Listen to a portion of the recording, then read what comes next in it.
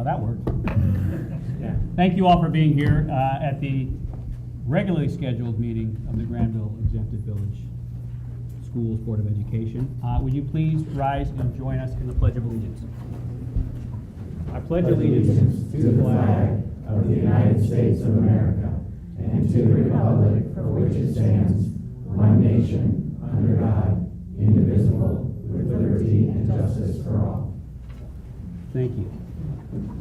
Before we take the roll, since it came first on the agenda, I would like to welcome everyone here tonight. Some of you were here earlier at our 5 o'clock meeting where we asked the community to come in and speak with us and share thoughts and ideas with respect to school funding. I was very encouraged by that meeting. I know we all were very pleased with the turnout. We would like to continue to engage in that process. And what we can pledge to you is that we are open to ideas and that we are committed to moving forward and finding ways to maintain the excellence in our schools and fund them in a rational manner, which is, as folks have pointed out, not always easy given our state funding structure, but we're going to keep our commitment to doing that.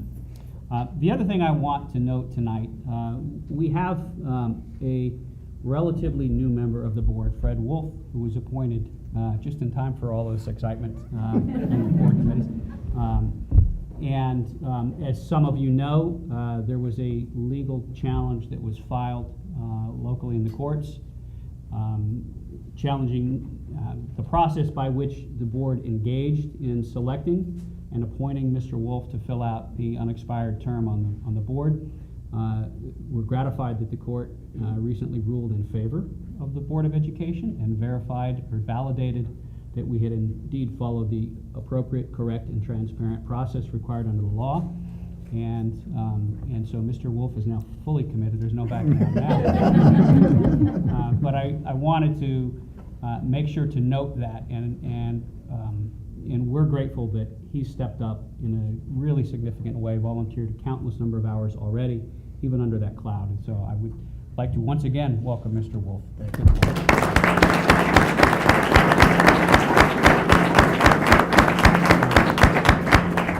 As a corollary to that, we also want to thank the Ohio School Boards Association's Legal Assistance Fund because they contributed $5,000 to help offset some of the legal costs that we incurred in defending that lawsuit. And that's not an insignificant amount of money. Certainly we are mindful of how we spend each and every dollar in this community and in the school district. And so we're extremely gratified by the actions of the Ohio School Board Association and the Legal Defense Fund to help offset some of the costs that we incurred in defending that lawsuit.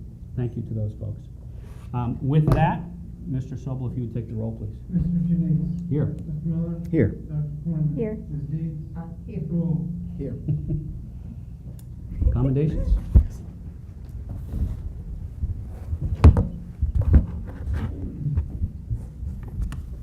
So for you people that are new to board meetings, we typically get up and commend some of our students or teachers or faculty for tremendous work. So tonight is a great representation of the arts. So I am honored to honor our band, orchestra, and choir tonight. So every year, performances by our band, choirs, and orchestras seem to get better. Our student musicians showcased their skill in several OMEA contests and once again came home with top ratings. Qualifying for state contests this year and earning superior ratings this year were all 4 choirs, men's, women's, and freshman choruses and symphonic choir, and both symphonic and concert bands and orchestra. What a fine achievement by our musicians and their directors. We invite our officers from the band, choirs, and orchestras and their directors here to represent literally hundreds involved in these incredible programs. But before you get up, one of the things that I truly believe is a source of pride for this community and this school district is our, the balance between academics, athletics, and the arts. And in many communities, that's not a level playing field or a balanced playing field. In this community, it is.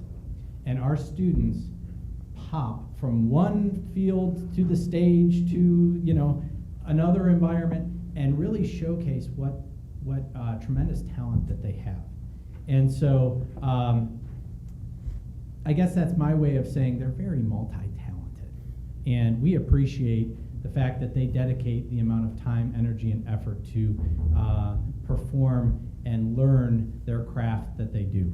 So let's have our student representatives from Symphonic Band President Hayden Fry, Concert Band President Tanner Mull, Symphony and Chamber Orchestras Emily Cromwell, Mary Kate Hill, Rafi DeGennaro, Bjorn Ludwig, and Matthias Young, Prelude Orchestra Sabrina Craig and Annabelle Foster, Symphonic Choir men and women's chorus officers Nathan Dement, Rick Duffus, Gabriella Schneid, Kate Plogger, Joey Palmier, and Kieran Sutliff. And then freshman women's choir president Hannah Rockwell. Have I forgotten anyone? All right, let's have you guys come up right now.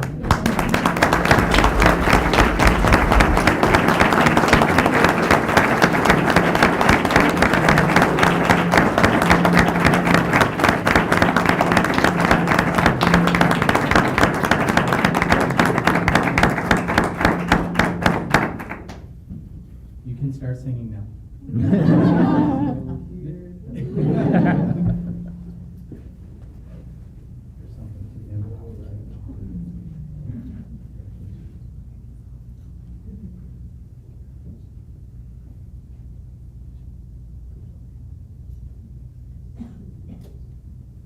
Okay, that, I don't know how we're gonna get this picture done, but Squish. right down the line. I think so. Okay, and where are the directors? Okay, come on. Come on down.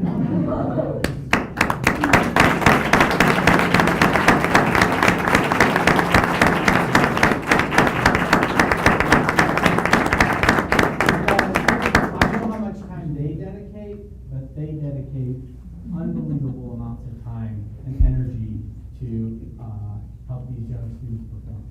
So, smile and look down the road.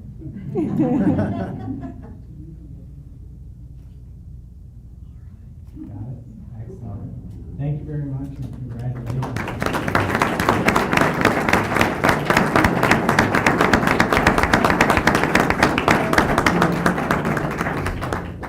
The next group that I'd like to highlight, I'm going to not bring up the theater department yet. I'm going to end with them. But the Science Olympiad team at GMS placed third in Central Ohio Regional Tournament and moved on to compete at this Ohio Science Olympiad State Tournament last month, where they placed 19th out of 40 teams, an improvement of 13 places from last year.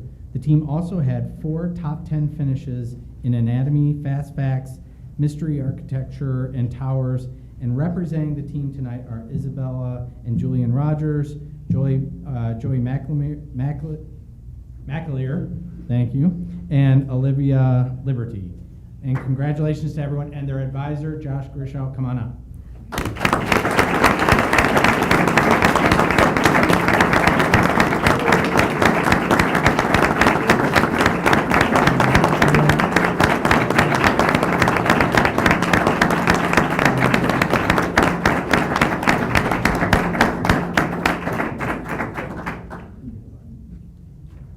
All right, this one's easier. Let's move in Yeah, there closer.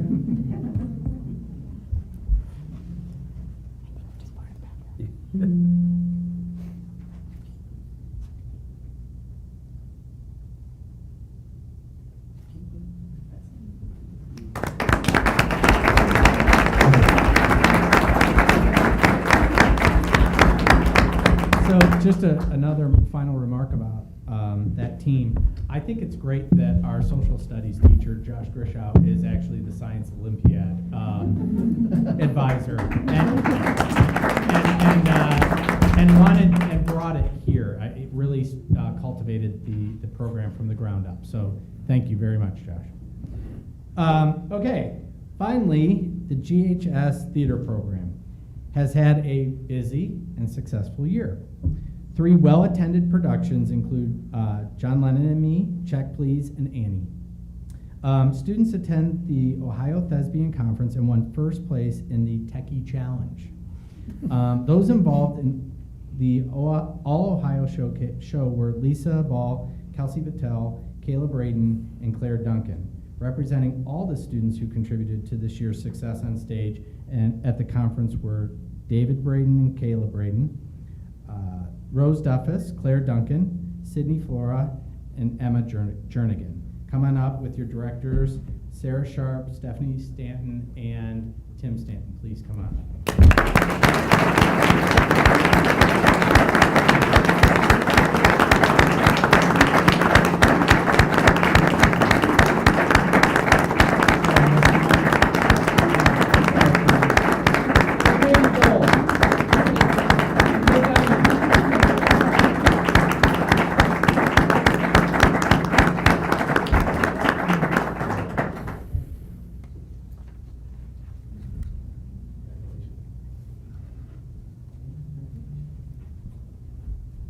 I have to tell you, Rick is graduating, but every time I have a meeting or a presentation, he sets up sound for me, and many of these students have done that, and they stay late, they come back. So, Rick, I appreciate all of your time and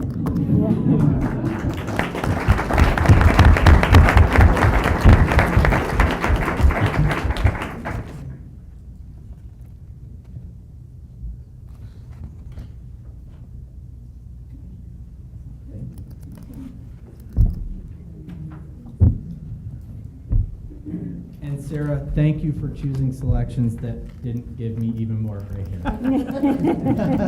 You're welcome for that this year. Yes. So, that concludes our commendations for tonight. And I know many people have a lot of places to go, so feel free to leave at this time. However, you may want to stick around because we have Kate Guiney who's going to share her Global Scholars Project with the board. And it won't take more than what? How many minutes? 4 or 5 minutes. So you might want to stick around just for that because it's fantastic. I've heard it already. So that concludes our accommodations. All right. Kate? Thank you. Kate, podium is yours.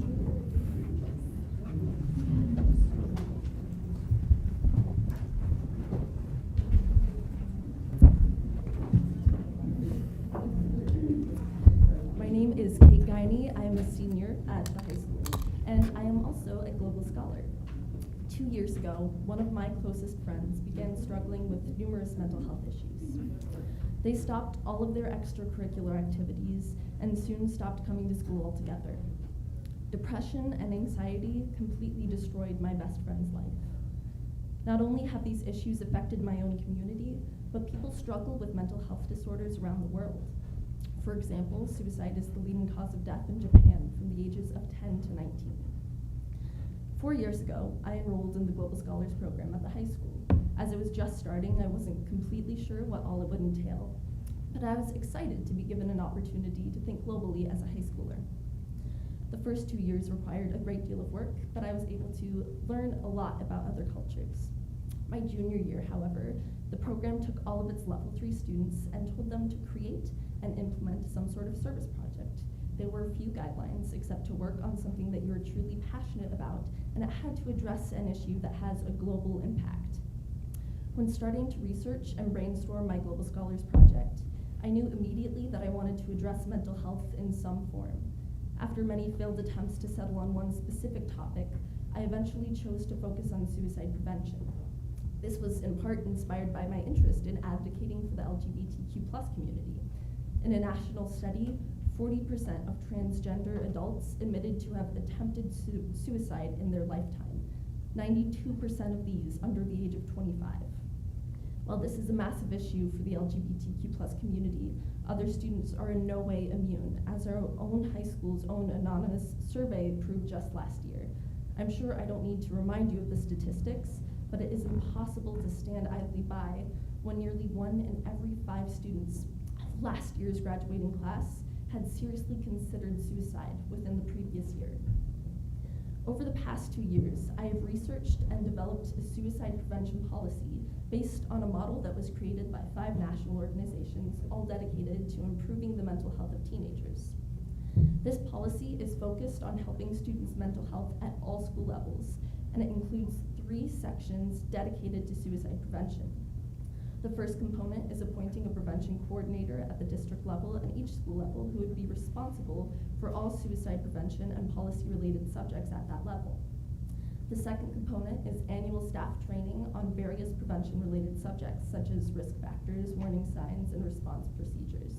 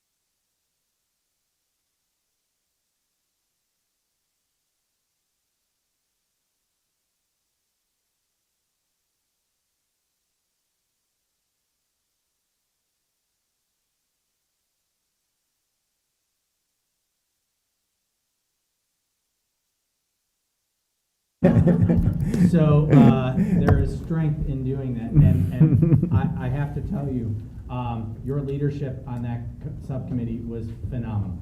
And most adults would struggle to do what you did, and you did it in a way that really brought life to that issue, and it was a very balanced approach, so thank you. Appreciate it. Kate, the board would echo those comments. We're all committed to the well-being effort with a very high level of focus and energy devoted to it. And what you've done is incredible, and what you will do in your next few years is even more incredible. We know that. So thank you for what you've done. Let's move to So staff. now, if people want to leave after Kate, I'll hold people hostage for you, Kate. But if they want to leave now, Mr. Sobel's going to present the 5-year forecast. Oh, I thought you were inviting me to leave. No. It is limited. See you, Jenny. Thanks, man. Thank you. Thanks, Felix.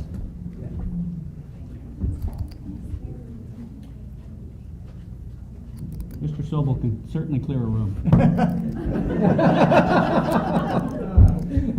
Let's start with that. Yeah. Mike, please.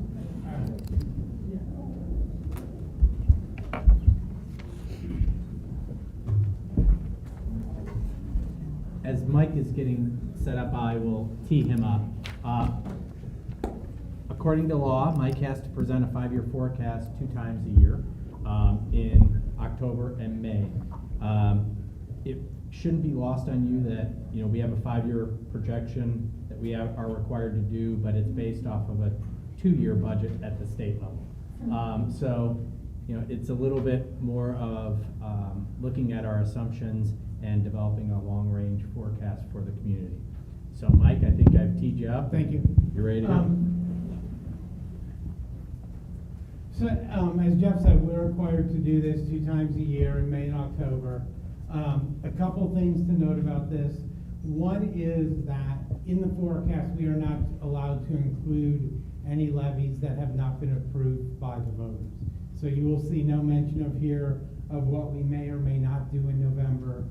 That is not allowed to be included anyway, so it is not there. The other thing that the board does do in May is it reviews the capital budget as well as the operating budget. There is no formal requirement for that, but the board does do that. And so we will take a quick look at the capital budget. The board does not act on the capital budget other than in the appropriations for the upcoming year. So this is the forecast, looking at it currently and looking at it back in October. This does incorporate the income or the impact of the reduction in force that the board is planning. That and the insurance changes that were made as part of the negotiations are the big differences in where the forecast is right now and where it was back in October. What you can see, and you have to be a little careful because of the federal law change with deductibility of property taxes. We had taxpayers pay about $600,000 of property taxes early before January 1st of this year to take advantage of the deductibility, which pulled the money forward a year, which distorts the first 2 years of it. So, but if you take a look, and you really need to look at fiscal 19 to fiscal 19, the current fund balance is expected to be about $700,000 higher than it was in October. We are still spending more than we are taking in, but in reality, these two numbers here, if not for the $600,000 that was pulled forward, would have been switched around. And so, in reality, this year, we're spending much more like it was back in October, where we're more like $650,000 more than we're taking in. With the reduction in force and the other changes that are being proposed, next year, if it were not for that $600,000 swap, would have been about a flat spending with revenues. You can see going forward, we are still expecting to spend more than we're taking in each year. The cash balance at the end of the 5 years is obviously significantly better than it was back in October, again, because of the cumulative effect of the reduction in force and the long-term impact of the insurance changes. Mike, can you, before you move on, Yeah. can you just highlight the revenue surplus or deficit versus the ending cash balance, and a little bit about that cash balance and what that point in time is? Yeah, actually, You're going to talk about it that's later, but the I next want. next slide. But the red in the second line from the bottom, that is our operating income, essentially net operating income for the year. If you look at it in a business sense, that is our spending, again, each year in excess of the amount of money that we are taking in revenue for that year. The bottom line in each case is the cash that we have on hand on June 30th of each year. So it's the cash that is on hand on that one day that we are measured by the state. The issue, and this is the monthly cash flow, and you can see the number here in the June number, the $4.3 million that we saw in the previous graph. But that is not our low point of the year as far as cash. Because we are so heavily dependent on property taxes for probably 75% of our revenue, most of our revenue comes in 4 months during the year. It comes in July and August, and then in February and March. When we get to the end of January, before we start getting our new property taxes, our cash balances are about $3 million lower than they are on June 30th. And that's always a number that we need to keep in mind, because if we get to a point like we saw in the previous graph, where we have $1.5 million left on June 30th, well, think about it. If there's a $3 million swing, between June 30th and then the following January 31st. On January 31st, we are essentially at a negative cash situation. And so you need to look at the cash more than at just one point in time. The budget reductions and changes that we are doing, about $300,000 of salary changes, about $50,000 of health insurance changes.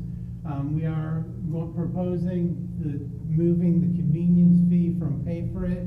Right, the last few years, the board has been absorbing that. We are going to move the convenience fee back onto the parents and the users.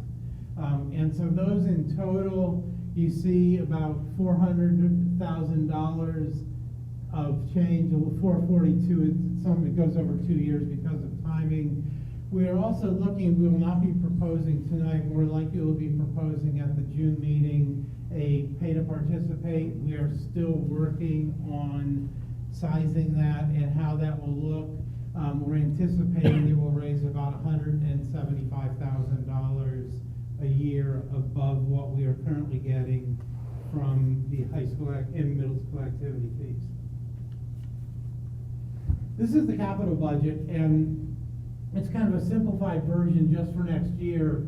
And it's actually a capital budget had the levy passed and a capital budget as we are now proposing. Because the levy proposal included an attempt to fix some of our capital needs, we are actually going to spend considerably less than we would have had the levy passed on our capital needs. All of the lines that are highlighted in red are where we have made reductions beyond what we would have previously done. Big ones being, you see, we were planning on $115,000 of flooring replacements. As those are starting to wear out, we're now projecting not to spend anything on flooring changes this year. You see we did the same with furniture. We have a couple of vehicles that are in need of replacement. We're only going to replace one of them rather than two of them. Any textbook purchases that we were planning, we are not going to do. And then also about $100,000 reduction in some of our computer replacements. Not the direct classroom like the Chromebook, but other parts of our technology. And so those are all changes that we had to make relative to what we would have been spending because the levy did not pass. Taking a look at, and again, just a comparison of the current year from where we were in October to right now. The revenue side, everything is very close to where it was in October, with the exception of the real property taxes, again reflecting the $600,000 that was received this year that we weren't expecting to receive until next year. On the spending side, there really is not much difference between where we were in October and where we are right now. There's a couple lines where we're spending a little more than we were anticipating. There's a few we're spending a little bit less. These are well within budgeting tolerances as far as where we are. Enrollment. Enrollment is important in our aid from the state and also for our staffing. You can take a look. We are right now at 2,480 students across the district. Last year we finished at 2,455. So we are up 25 kids from where we were last year. The important thing to notice is when we had this chart in October, this number, instead of being plus 25, was minus 3. We have gained 28 students across the district since the October forecast. And so you see almost every year we are projecting increases in enrollment. All but 1 year, the only year we are not is out in the 2021 school year, and that's because we have going out from the year before probably the largest class that we have ever had, 232 kids. And we're actually expecting, based on birth data, one of our smaller kindergarten classes that we've had over the last 5 years with only 142. And so we're going to lose 90 kids just from that, with our move-ins, which are generally net positive, don't quite get us back to where we were the prior year. But other than that, we're projecting by the end of the 5-year period that we will have about 65 more kids in the district than we have right now. Take a look at the sources of our revenue, take a look at it now and kind of where we're projecting. If you look at the real estate plus the property tax allocation, which comes from the state but is based on real estate, so essentially 70% of the revenue that we get is from real property taxpayers. We get a little bit of what's up there is public utility property is a little bit, and that is actually growing a little. That's been growing at a pretty rapid rate. That's one area where we do get revenue when it grows, because there's no reduction in rates on that. The rest of it's state aid. It's listed two different, it's unrestricted, 23% of our total budget. We're expecting that to drop to 22%. I'll show that here in just a minute as to why we are losing revenue.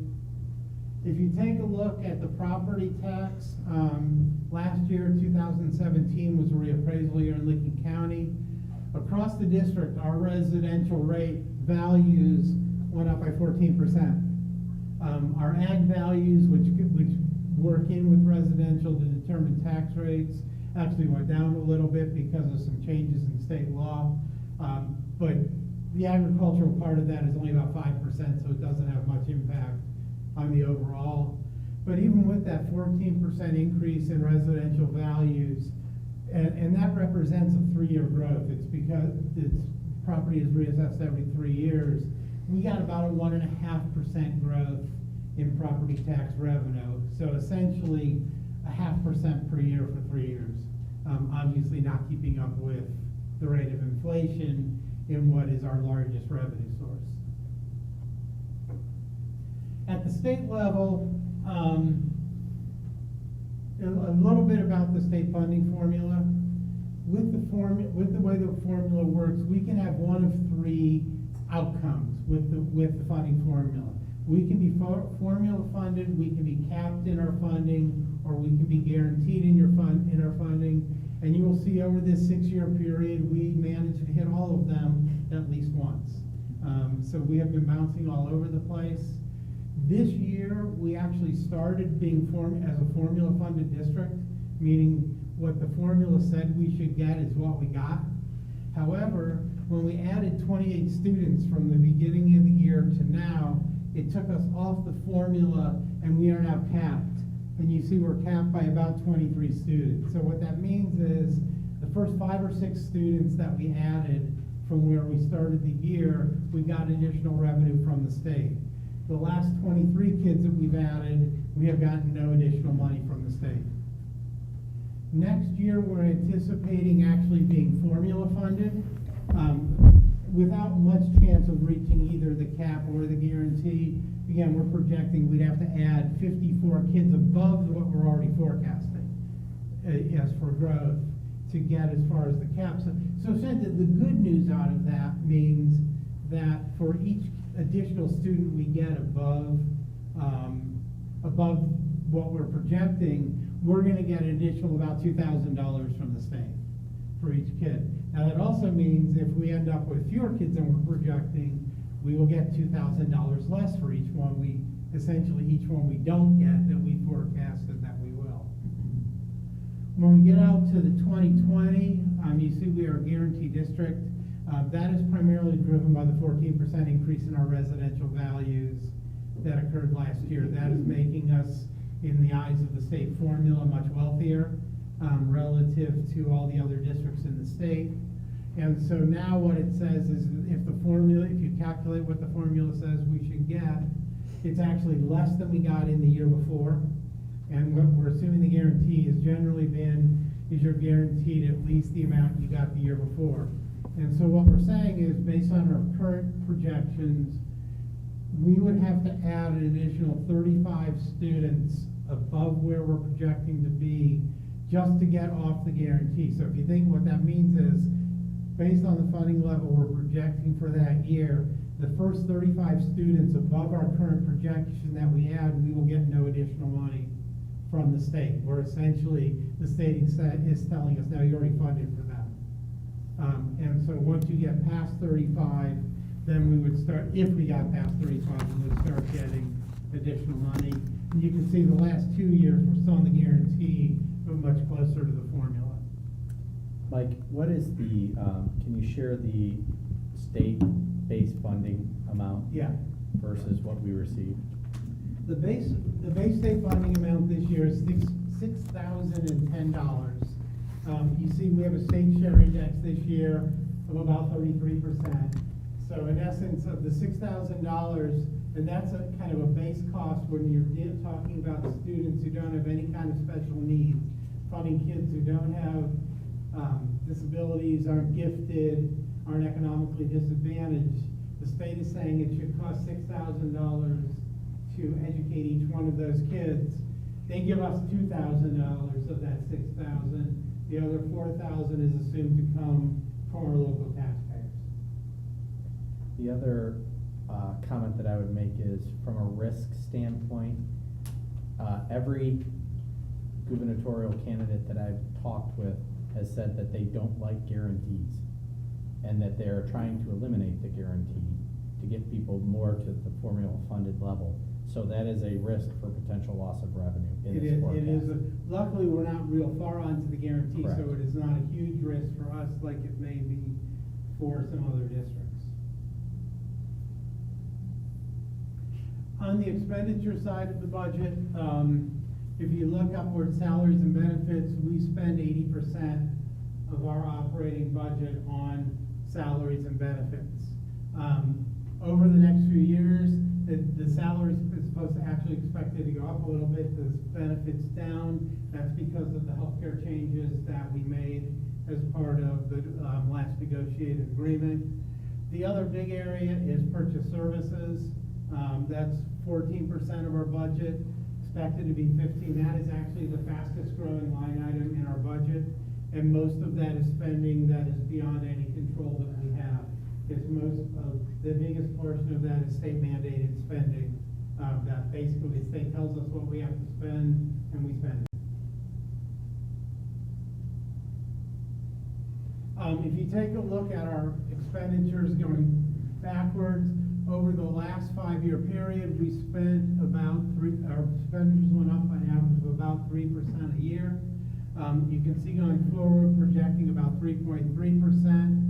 The two circle numbers in there for next year, the slow growth in salaries is a direct relation to the reductions in staff that we are doing. The benefit, the negative 6% is a combination of the reductions plus the change in the healthcare from the negotiated agreement. We are expecting our healthcare premiums to go down in fiscal year 19 because of the changes that we made back last spring. Final thoughts. Our overall fiscal challenges have not changed. They've just kind of been pushed out 1 year because of the reductions that we have made and the projected participate that we're anticipating doing.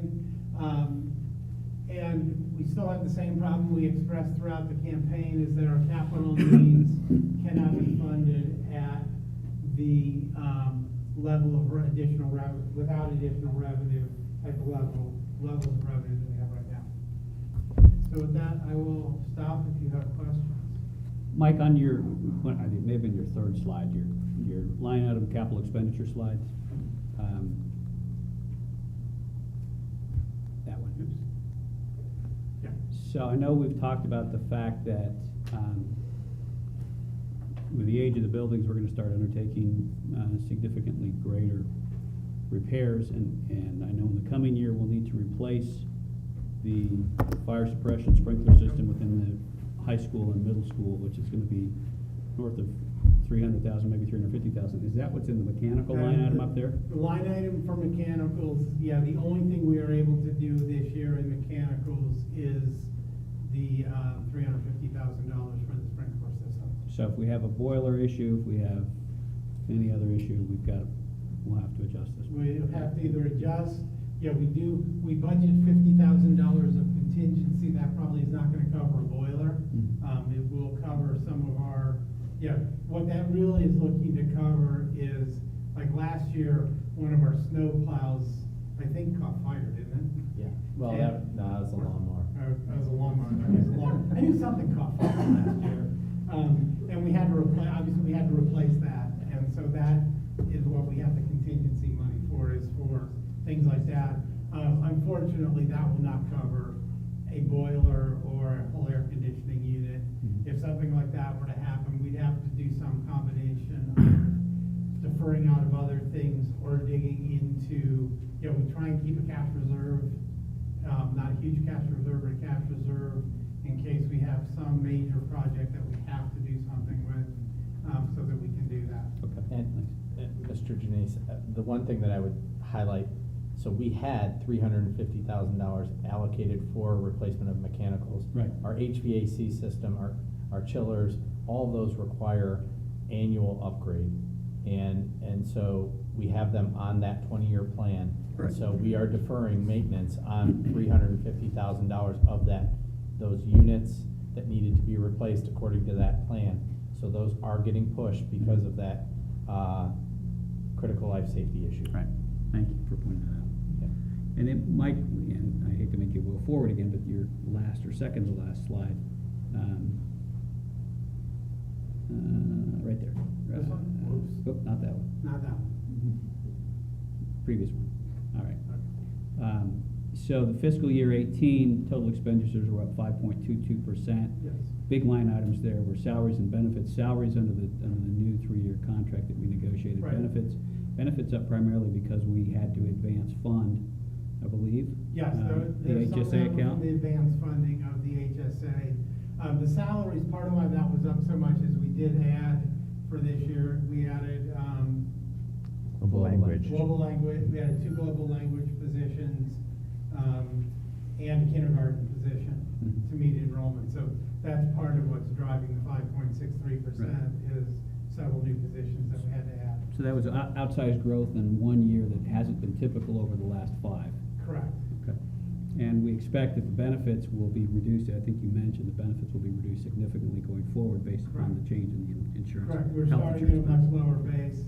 There's a hope that with that, some of the high increases that we have gotten in the past, maybe will not be as high as, as everybody, all of us try and change our behavior and how we use healthcare to meet, the new system.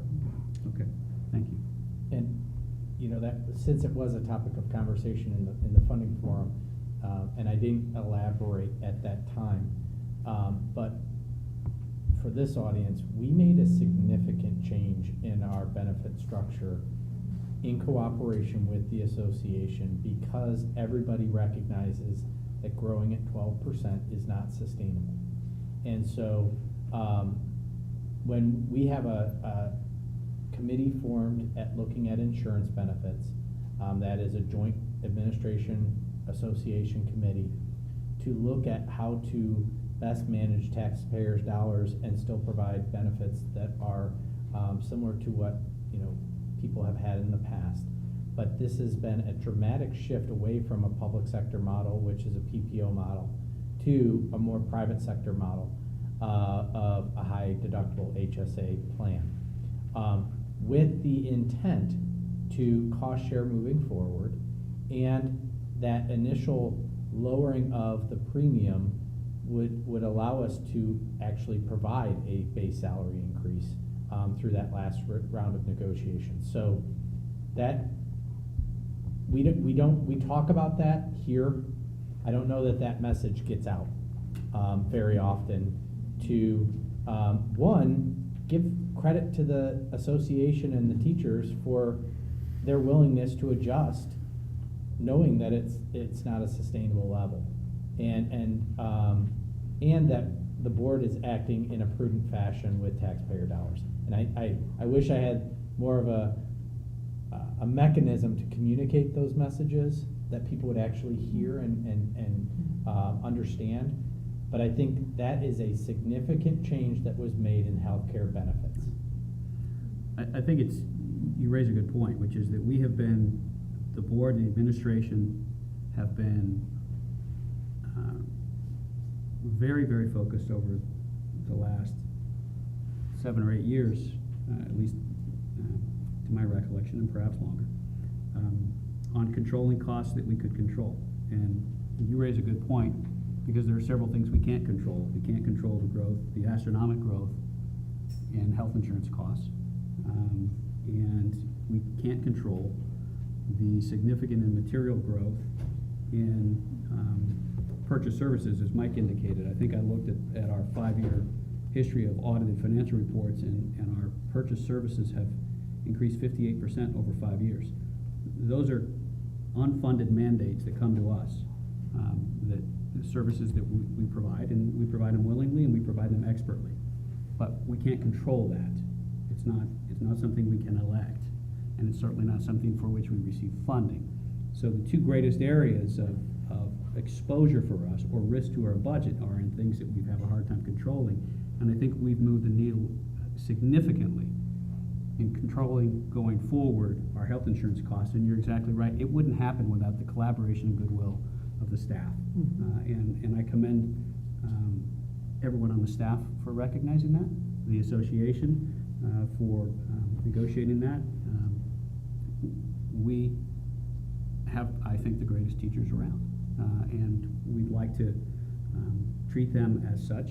We have a limited amount of funds, and so we've tried to do our best to be able to compensate fairly in a tight budget formula, tight budget structure, and that includes trying to put together a benefits plan which is fair, which is reliable for folks, but also controls our costs going forward, and that's significant. We've taken huge steps in order to control that cost going forward. Mike, could you talk a little bit about our forecast student-teacher ratio and how we adjust staff in the forecast to enrollment and so forth? I know in the past we've been, vigilant about making sure we, reduce or change staff grade levels and so forth to meet changing enrollment. With the proposed upcoming reduction in force, I know we're kind of at an uncomfortable level in my perspective on student-teacher ratio. Could you talk about student-teacher ratio and forecast and how that cranks out? What we have generally tried to do is maintain student-teacher ratios at, kindergarten 20 to 22 to 1, first to third grade probably to 21 to 23 to 1 range, fourth through sixth grade in a 24 to 26 range. And that's where we primarily focus, is on the class sizes in K-6. When we were going through the period where our enrollment was declining, we were adjusting to that. We were having teachers move around. When small classes were coming through, we, instead of replacing a couple times when we had teachers retire or leave, we reassigned to let them go down, to let those numbers go down to maintain the pupil-teacher ratios. Over the last 3-4 years, that's reversed. Class enrollment has gone up. Just over the last 4 years in the elementary school, we have 18% more kids than we had 4 years ago in grades K through 3. And we have adjusted our staff to meet that, to keep our ratios in line. In the intermediate school, we've actually gone down a little bit, and we did adjust down a position as one of our smaller classes was coming through. We're adjusting down in the intermediate school.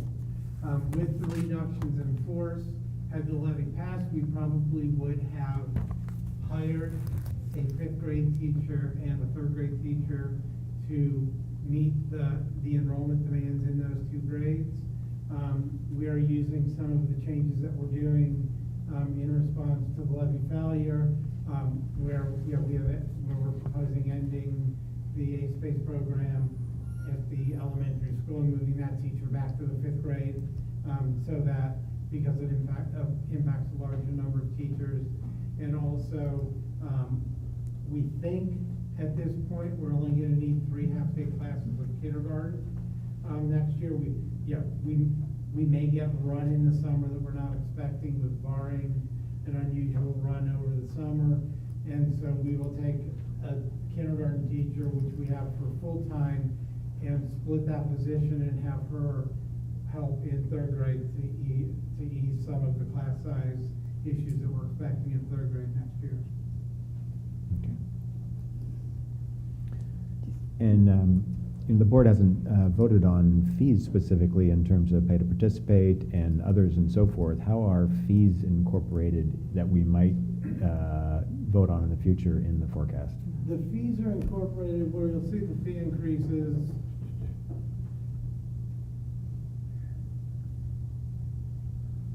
Wasn't there, wasn't it? Yeah. I don't have I I don't have a good chart here. Essentially, the fees are part of all of the revenue. And so the pay to participate fees would go into the all of the revenue. They stay at about 3% of revenue because, we're looking at $175,000 in a $30 million budget. $175,000 is a small amount of money. And so you're not seeing it in the percentages, but you would see it in the growth of revenue. If we're showing you the actual dollars and the growth of revenue, which I don't have that chart in here, you would see it in there. Okay.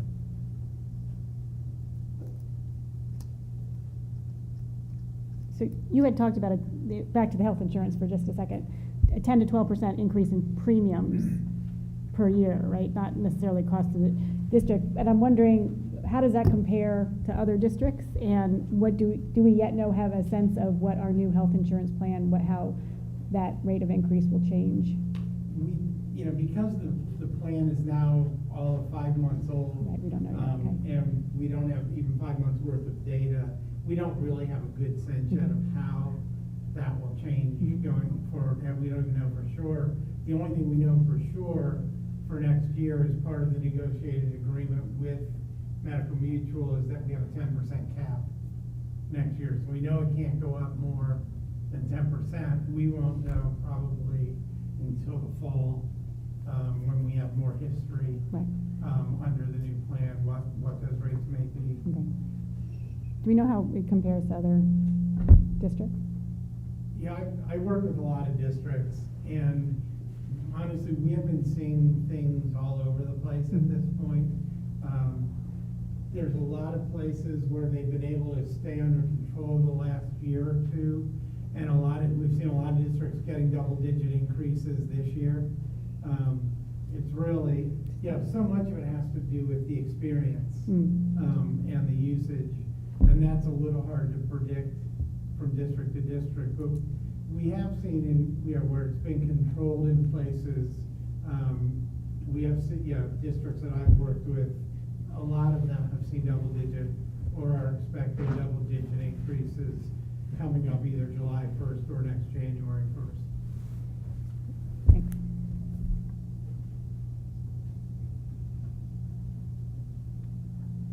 Any other questions? Okay. Thank you, Mike.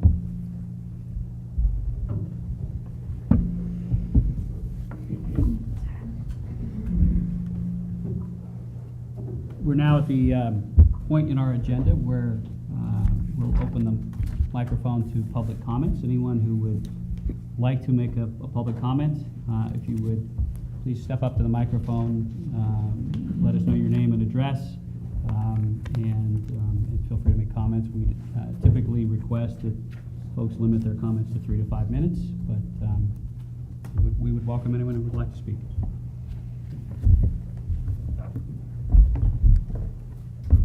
Good evening. My name is Don Charlton. I'm with the Granville Music Boosters. You need my address, is that right? Yep. 1804 Carlisle Court, and that's in Newark. Thank you. I have 2 quick statements. They're about 30 seconds each. I'm going to read those with your permission. The first statement will explain the second statement. So the first statement is just an update about the Music Boosters.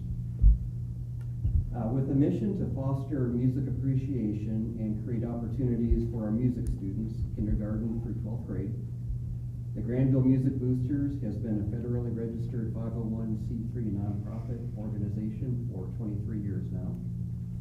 Thanks to generous support from our parent and community booster members, supplemented by several annual fundraisers.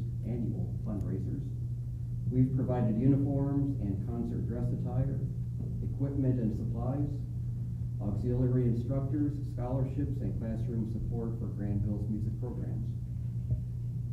While our parents have provided tremendous support to Music Boosters over the years, we also know many parents have children participating in multiple arts disciplines. So building on our success and encouraged by Granville School District Administration and Superintendent Jeff Brown, Granville Music Boosters is excited to team up with the theater and art departments to extend support to all fine arts in Granville schools.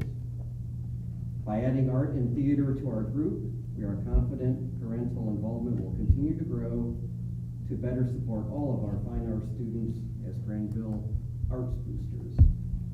So we have officially adopted the name Granville Arts Boosters. Excellent.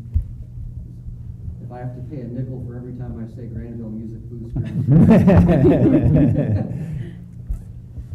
Okay, so having said that, getting on to the news of the levy's failure, we also understand that the GIS orchestra instructor is a position of concern. So the Granville Arts Boosters naturally is concerned about the future of the part-time GIS orchestra position for two key reasons. First reason, this is the position that is most directly linked to initially introducing and recruiting younger students to the orchestra program, basically 5th and 6th grade. Second reason is this position relieves orchestra music director Samantha Schnabel of what would otherwise be overwhelming responsibility. So given the importance of this part-time GIS employee position, the Arts Boosters has approved a motion to contribute up to $4,000 to the Granville schools for the upcoming school year. If the contribution can help the Granville schools provide the financial footing to retain the position. In addition, Arts Boosters will coordinate with the Granville Education Foundation, as well as an identified local benefactor, to fully fund this position for 1 year. I know we all agree that our orchestra program, as well as other music and fine arts programs, helps make Granville a truly premier school district. Thank you. Thank you. Don, that's an extraordinarily generous gesture by the Arts Boosters, and we're enormously honored and pleased that the Arts Boosters have done that. It's a just tremendous effort to really backs up what I know that group believes in and has put their time and their money into for a long period of time. So thank you, and please convey our thanks. You're very welcome. Thank you. Any other public comments? Hi, I am a Granville resident, along with my husband and 3 small children at 105 Carlingford Drive in Granville. I am also one of the 2 librarians that have been cut following the levy failure. And I wanted to come to you as a library advocate and as a Granville mom to make sure the few community members that are left, thank you for sticking with us, that you know what our children are losing with this cut. I think traditionally librarians are seen as keepers of books, and we just kind of sit at our desk and stamp away. But that couldn't be farther from the truth of what a modern librarian is these days. We instruct students both independently and collaboratively with the classroom teacher. We provide professional development and resources to our teachers. We serve on leadership committees. We write and win grants that benefit the students. We facilitate technology use by students and the staff. We provide technology support. And of course, we provide reading incentives. I think it's worth noting that I mentioned technology several times in there because, again, we're changing with the times. Technology is a big big part of my degree. I have an information science master's degree. It's also interesting to note that the gender gap in the technology industry is actually widening in modern times instead of closing, and that biggest gap in girls losing interest in technology happens between 13 and 17. So losing another technology advocate at the middle school and intermediate levels could be devastating to some of our daughters. But just more about librarians. There have been 34 studies over the past less than 20 years, statewide studies done nationwide, and they have all found positive correlations between successful schools and students performing well on standardized tests with having a highly qualified librarian in the building. And that might sound like, well, only high-achieving, high-earning districts can afford librarians, and that's not true either. That the gains that schools experience happen regardless of student demographics or the school's characteristics. And in fact, it actually has shown to benefit low-achieving or at-risk students the most, which we find to be a difficult demographic to see the gains. And librarians have been shown to help those students. To get more specific, librarians are aligned with the vision that Ohio sees for our education. They have recently adapted the Future Ready Schools framework, and a big part of the Future Ready Schools framework is having a Future Ready librarian to help. From the State Department of Education and the Future Ready Schools website, it says, as schools seek out to become future ready, it is necessary to identify and cultivate leadership beyond district and building leaders. School librarians lead, teach, and support their schools and or districts' future ready schools goals through their professional practice, programs, and spaces. More specifically, Granville has really pushed a project-based learning style. We had individuals from the Buck Institute in to train staff on how to properly deliver and successfully deliver project-based learning. And actually this month, the Buck Institute posted on their blog about how librarians help the PBL process blossom. They wrote, the school librarian is an authority on virtual information sources and have the expertise to conduct mini lessons of technology-related skills ranging from digital citizenship to graphic design. And speaking of which, because there are a couple students in here, as I was preparing all of this, I have to tell you, I Googled librarians. The first 9 results were for TNT's show, The Librarian. And I went to Info-Ohio and used my rich, reliable sources and databases there. I got exactly what I needed, by the way. I came up with something. Lastly, we're really pushing here in Granville, learning for life.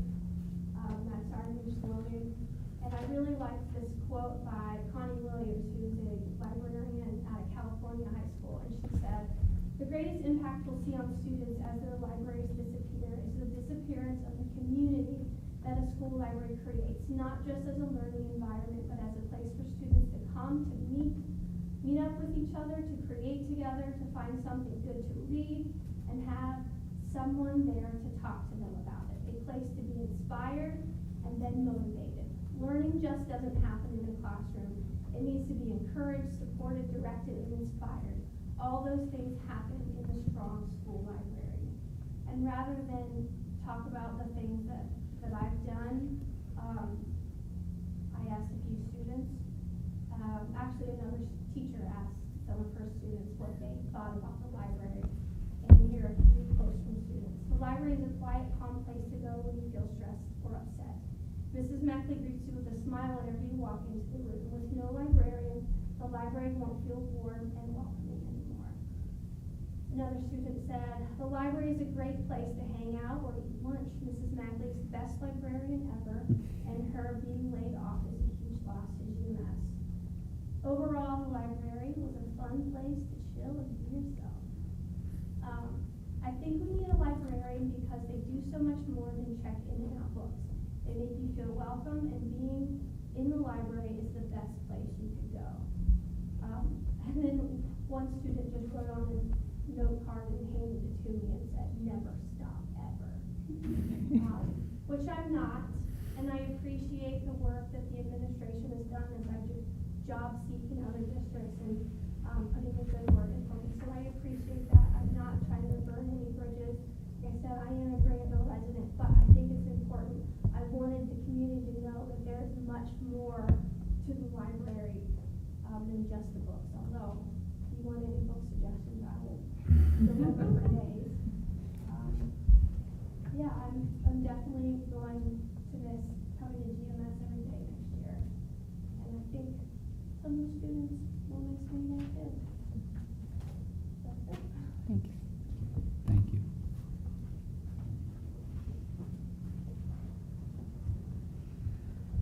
Any other comments?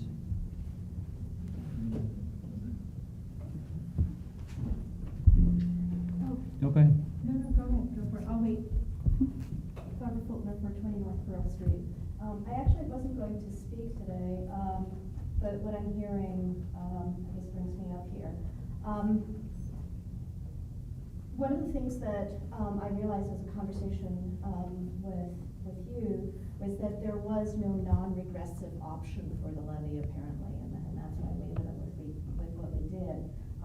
So I do worry about regressive taxes that are unfair to those less advantaged in society. And I also tend to think of education as a right.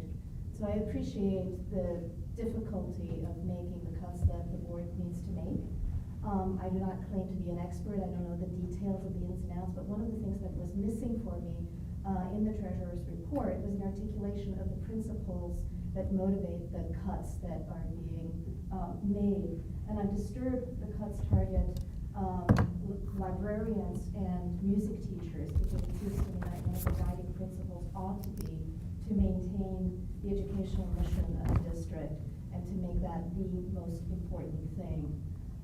I also worry that a pay-to-play program is also regressive. What about the kids that come from families who cannot afford to pay? And so I wonder whether, in fact, it might seem more difficult at the moment, but whether it might not be more effective to just cut some extracurricular programs that might actually be popular and that might move people to be more accepting of any levy that the board might propose next time around. Thanks. Thank you.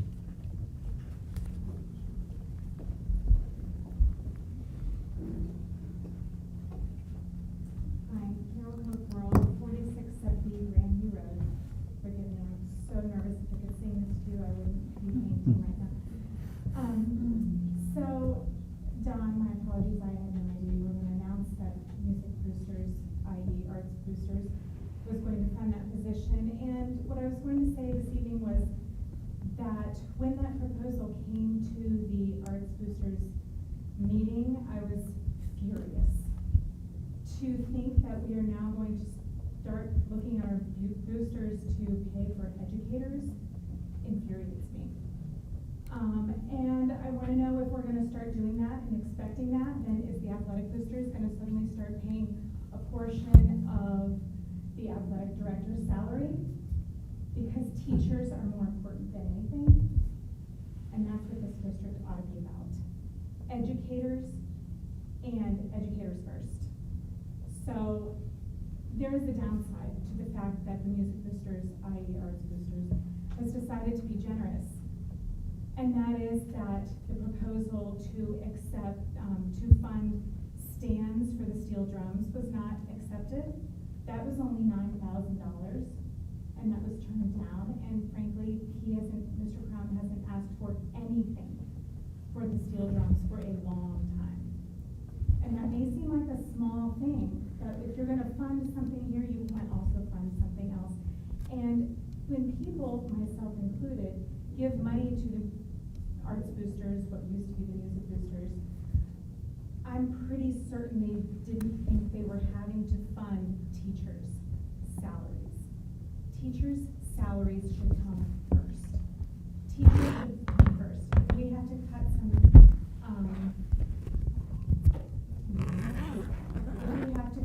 expensive administration, then we have to cut some of that expensive administration. Teachers actually spend day in, day out with the students first.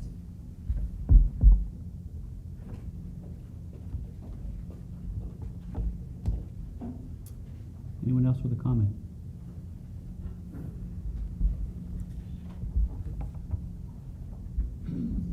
Hello, Guy Manos, 159 Class Lane, Granville, Ohio. First off, I've worked with the school, schools for quite a while, indirectly through the levies, and I just read the paper, and I don't think anybody mentioned it. Mr. Sobel just won an award recognized, so I want to congratulate you, because if there's kids here, I'm sorry about to say it, but you know, that job is trying to make chicken salad out of chicken shit. You have to do a lot of stuff.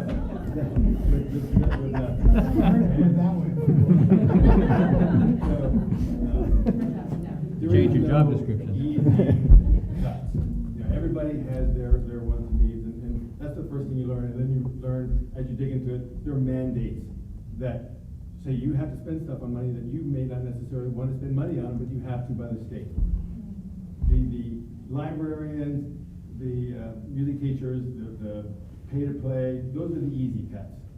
And that's the reason is there's nobody directly.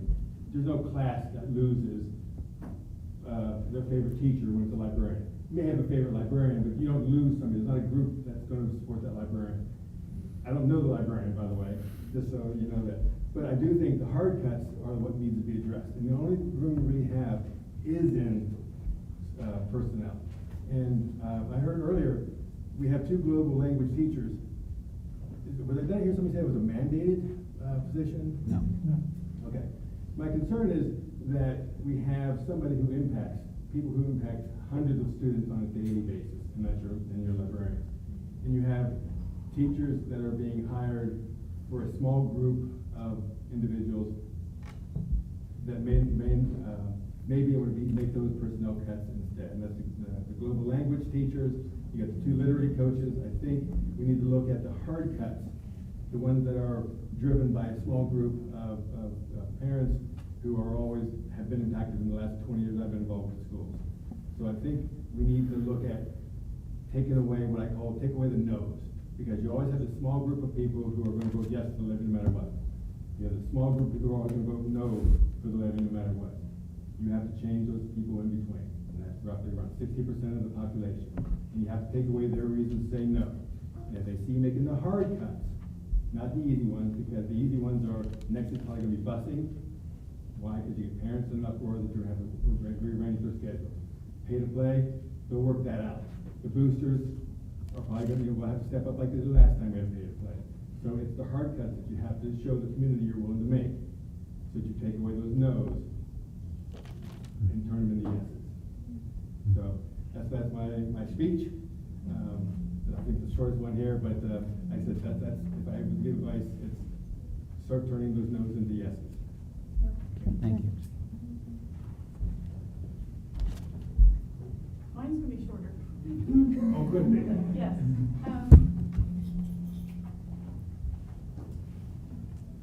My name's Letitia Abram. I live at 2680 Fairfield Union Road, Lancaster, Ohio, for maybe another month. I just want to clarify some things. As the librarian at GIS, I teach 6 classes a day and see every student in the building on a 5-day rotation. So it is a class losing your teacher. And because since it seemed like there was confusion about that, I just want to briefly explain what I teach. In 4th grade, I teach primarily how to find good resources, because they start the research process in 4th grade. And so we look at a lot of nonfiction and learn how to find information in nonfiction sources and learn how to find good nonfiction sources. In 5th grade, I focus on online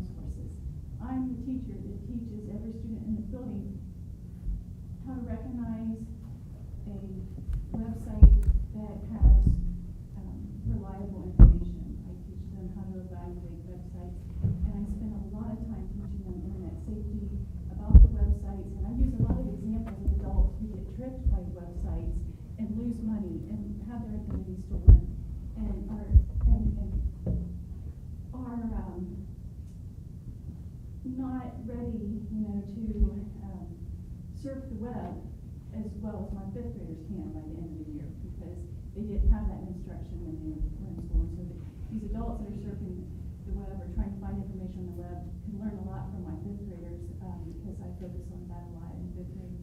And then in sixth grade, I go above that and I teach them how to present information. And I often sit in meetings like tonight, and I had like ideas for our treasurer about how to present better charts, because it was really hard to see them. But I teach all the sixth graders how to make better presentations, and not just in PowerPoint, but how to save them as usable files that can be put into any kind of program. But I also teach the sixth graders, and not because anybody here at Granville told me to, but because my sister and my brother-in-law teach at Michigan State University. And they have every year that they have taught, every semester that they have taught, they have sat in hearings afterwards with students who have committed plagiarism or broke copyright law.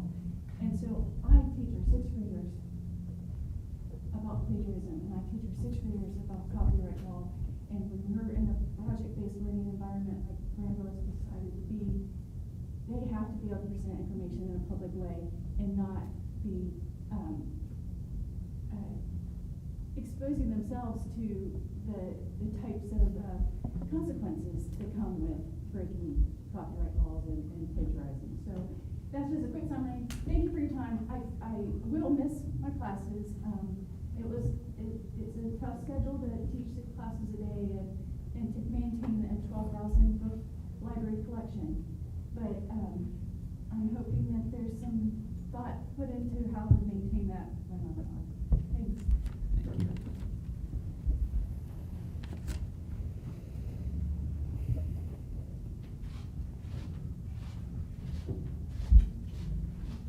Hi, my name is Nick Maxwell. I live at 124 Fairfax Court. Didn't really plan on speaking, but I figured the student perspective should be one that's heard in this. I'll be a part of Granville High School for the next 3 days and 3 days only. When I think about my time at Granville, it's the teachers and the other students that I've interacted with in the experience. So libraries, 2 of my teachers are here tonight, Mrs. Smith, Mr. Hoppen. And basically with this conversation, I don't think there's ever been a time that I've been more disappointed in Granville, not only just from the way the levy turned out to the cuts that we're making. I just want to point out the irony in the fact that a lot of the reason this levy failed was because of the spreading of misinformation and fake news. And the librarians are the ones that teach kids how not to do that. There are a lot of positions that I thought should have been cut long before, from someone else mentioned expensive administrative positions. At least other ways this could have been done, but I think it's horribly ironic, and I think the rationale was never given, and even if it was, I don't think it's one that I would agree with as a student. I think I can speak for at least a large number of my peers when they would agree with me, saying that we're all very disappointed, and I really hope Granville goes on in a different direction once my time at Granville is passed. Thank you. Would anyone else like to speak this evening?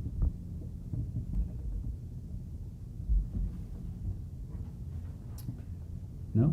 Okay. With that, we'll close the public comment section. Thank you all for your comments.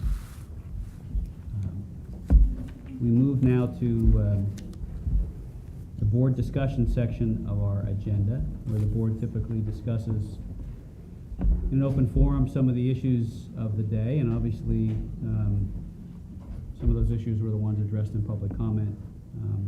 We've listed on our board discussion the reduction in force, the funding form, and the pay to participate. We're not, of course, limited to that, but if there are comments or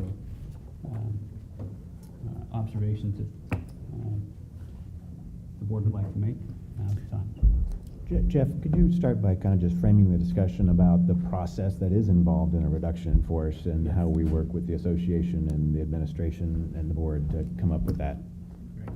So the reduction in force is, first of all, never something anybody wants to do. Administration, board, staff, it's an unfortunate byproduct of something like a levy loss. So what we do in the collective bargaining agreement, there is a structure of notification of the potential of a reduction in force. that is given to the Education Association. The administration starts working on a list of potential cuts that is shared with the association leadership. The association leadership then has the ability to go into executive session with the board and share their perspective, which they did. They met with the board prior to the election. And then really once the levy failed, we immediately went into executive session to formalize some of the items that needed to be discussed, and we notified employees, and then there's a 14-day window for any board action to occur. But from a criterion standpoint, I think the greatest criteria is having the least impact on the classroom. So when you look at this list, of the certificated staff, 50% of them are administrative and 50% are teaching positions. So you will see that there is a balance of administrative, certificated teaching staff, support staff, and transportation. So I think the board's criterion was to protect the classroom as much as possible. So, Yeah, you're. but you can, you're the board, you can articulate what your perspective was as far as the criteria.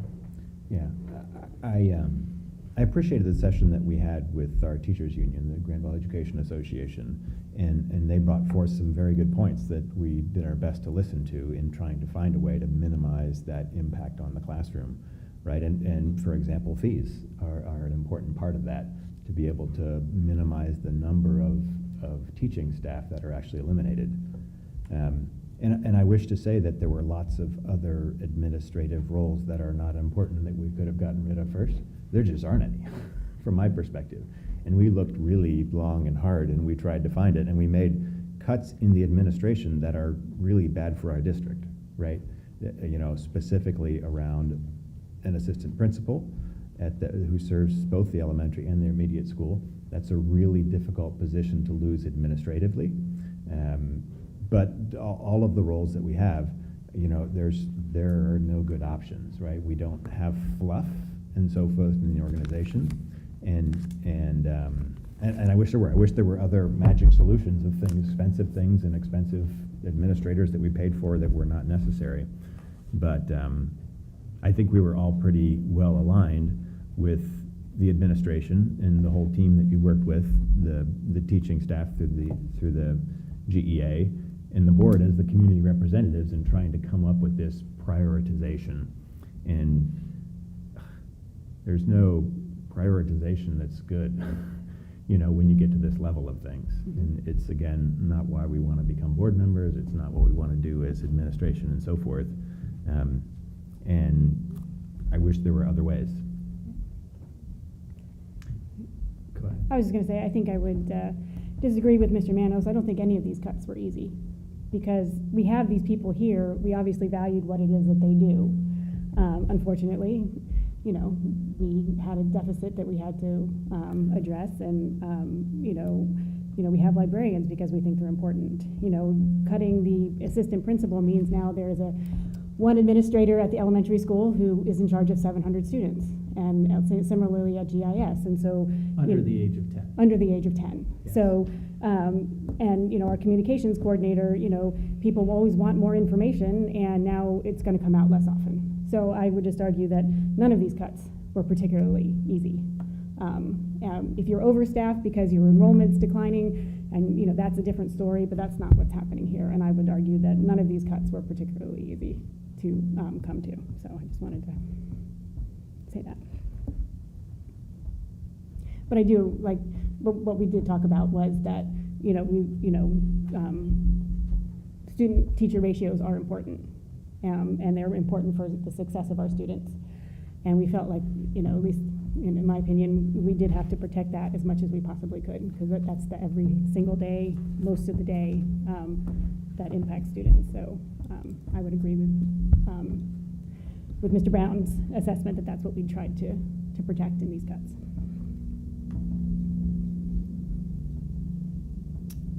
Anybody else? I'd just like to add that, as the newest board member, that my colleagues on the board, we thought about this long and hard.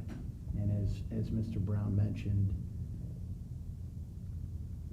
our decision-making is what we thought would have the least impact on the classroom directly going into it. And none of these decisions were made easy. And we asked lots of questions, and can we do certain things to try to minimize that? And I think it's important for the public. I'd like the public to understand that this wasn't taken lightly, and we tried to minimize what we had to do following the results of the levy. And no one on this board, which I'm privileged to serve on and with, took any of this lightly. And I'll echo Mr. Miller's comments. It was really enlightening for me and encouraging when we did meet with the Education Association members. It was a very good discussion, and at least for myself, I got a better understanding where they were coming from, and they got an understanding about the board. And there's a lot of mutual respect there, which I think is a great situation for us to have moving forward and working with them.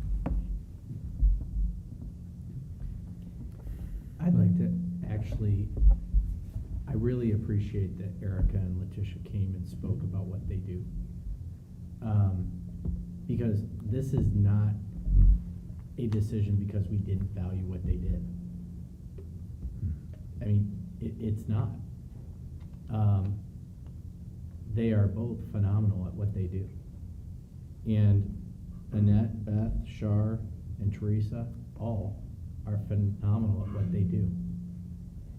We just had to make a decision to not deficit spend. And so it is not that we didn't value their productivity or what they offered to our students. And I'm really glad that they spoke about that. And they're not alone in the community. We've heard a lot of feedback from a number of community members, right, about all of these positions and significant concerns that I share.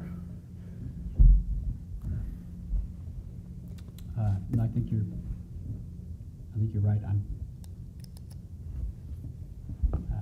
glad they came and spoke to us tonight as well.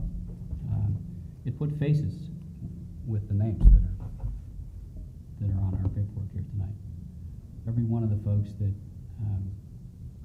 we made a decision to terminate their employment is a person who served this district and this community extraordinarily well and selflessly.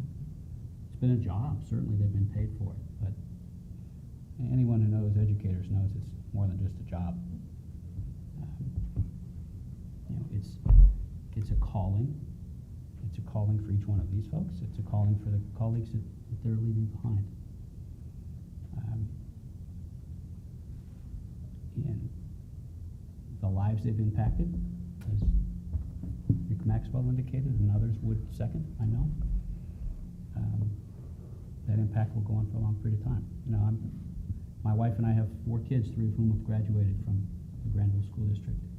My oldest daughter just finished her 2nd year of law school. She went to a good college. And when she got to that college, she called me up and she said, "Dad, you'd be amazed at how many kids are in my college who've never written more than a 3 or 4 page research paper. They don't know how to do the research. They don't know how to do the work. They don't know how to put it together." I learned that in the 6th grade. And where she learned it was in the library. You know, that got her through college in 3.5 years. I'm enormously proud, obviously, of her father. Got her into law school. It will serve her well in the rest of her career and the rest of her life. So, you know, I've talked to a number of folks since the levy failed. We had comments tonight about what we spend versus the state average. I've run a number of businesses. I've run large divisions of large multinational corporations. I've also run startup businesses where we used to joke we were three guys in a closet trying to, make a living and living on a shoestring budget. I'm not naive enough to think that any one of us, anyone in the community, couldn't point to one expenditure that we make in this $30 million budget and say, you don't need that. But everybody's going to have a different view. Carol, as you indicated, everybody's going to have a different view. What I would say is it takes all of that to produce what is produced here. And it's produced, obviously, because we have a wonderful community that supports and demands excellence in education, that prepares their children to learn. And we have a wonderful learning environment with a staff that is committed to do whatever it takes to make sure that every kid, every child benefits from that. And so it's kind of, in some ways, surgical to go in and say we're going to pick out a few positions in the $30 million budget and a staff of 200 people, and we're going to cut those folks. And while we say, and we mean it, that we tried to make cuts that wouldn't impact the classroom, every one of those cuts is impactful to our children. Every single one of them. We're not average in Granville. Our schools aren't average, the community doesn't want average. So we spend more than its average. We spend less than a lot of good schools spend. We'll spend more than average, and I won't apologize for it. We spend what we think it takes in order to provide the education that we think this community expects. And I am enormously sorry for the folks that we're losing and the value that's lost. The impact on their lives, the impact on the lives of the kids that they work with every day. The costs of good schools are not going down. I'm always reminded of the quote, I don't know if Warren Buffett originated it, but he said it a number of times. Price is what you pay, value is what you get. When we focus on the price instead of the value, we lose sight of what really matters in this community. And I think that happens. And I think it's incumbent upon all of us. And this board, I know, welcomes the opportunity to engage with the community, talk about the value that we create and what it costs to create that value. We welcome the opportunity to examine every bit of what we spend, to justify what we do, and to find ways to save where we can save, but to try, like anything, not to impact negatively the students that we're responsible for. We've not met that obligation tonight in making this decision, and I'm sorry about that. As Thomas said, none of us joined the board because we wanted to do that. This is now the second go-round for me and several others of my colleagues on this board. The last time was a little different, and it still was very impactful to personal lives, but we right-sized the district because we were overstaffed. We're not overstaffed. So there will be losses felt as a result of these cuts. It may be a while before we recognize what those losses are, or how impactful they are, but they're likely to be profound. So I'm really grateful.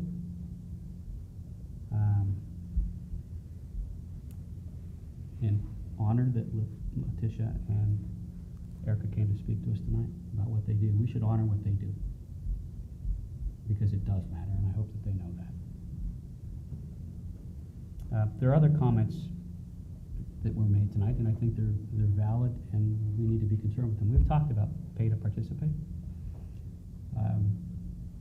and the potential impact in dissuading kids from participating, from trying something new. I mean, this is the period in their life when we want our children in a safe environment to be trying new things.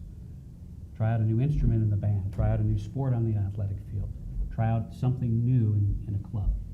This is the time we want that to happen. We want them to be experimenting, to be filled with wonder, and to think about what they might do. And I'm concerned, as are we all, that with fees that we think we will end up imposing, that we may impose, that will dissuade some kids. I can tell you from experience, one of my children played on the high school tennis team. And in her senior year, there were a couple of girls who came out for the team for the very first time. And they had a ball. When they started out, they were just learning to play. They didn't add significantly to the cost of that team. The coach was already in place. The facility was already in place. But those kids came out because they wanted to try something. They became an integral part of that team. You know, that group of kids, when they were seniors, had a wonderful time. They became united.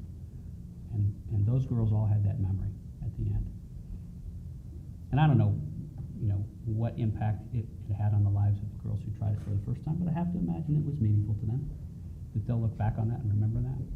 And I think, at least I worry, that, you know, if they had to try something new for the first time and it had a $175 fee on it, maybe they wouldn't have done it.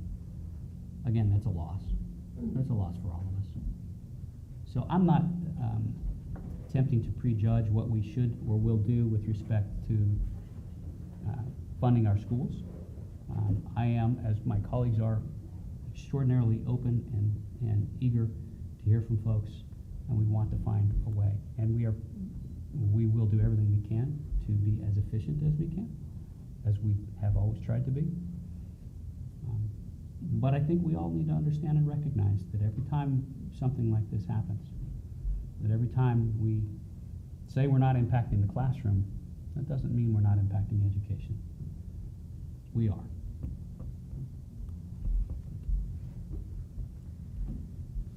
Any other comments? Yeah, talk about process a little bit, because there was some discussion during the levy about why we didn't announce who we were gonna, or what cuts we were gonna make ahead of time, and, you know, that we're only now just discussing how we came to our decision.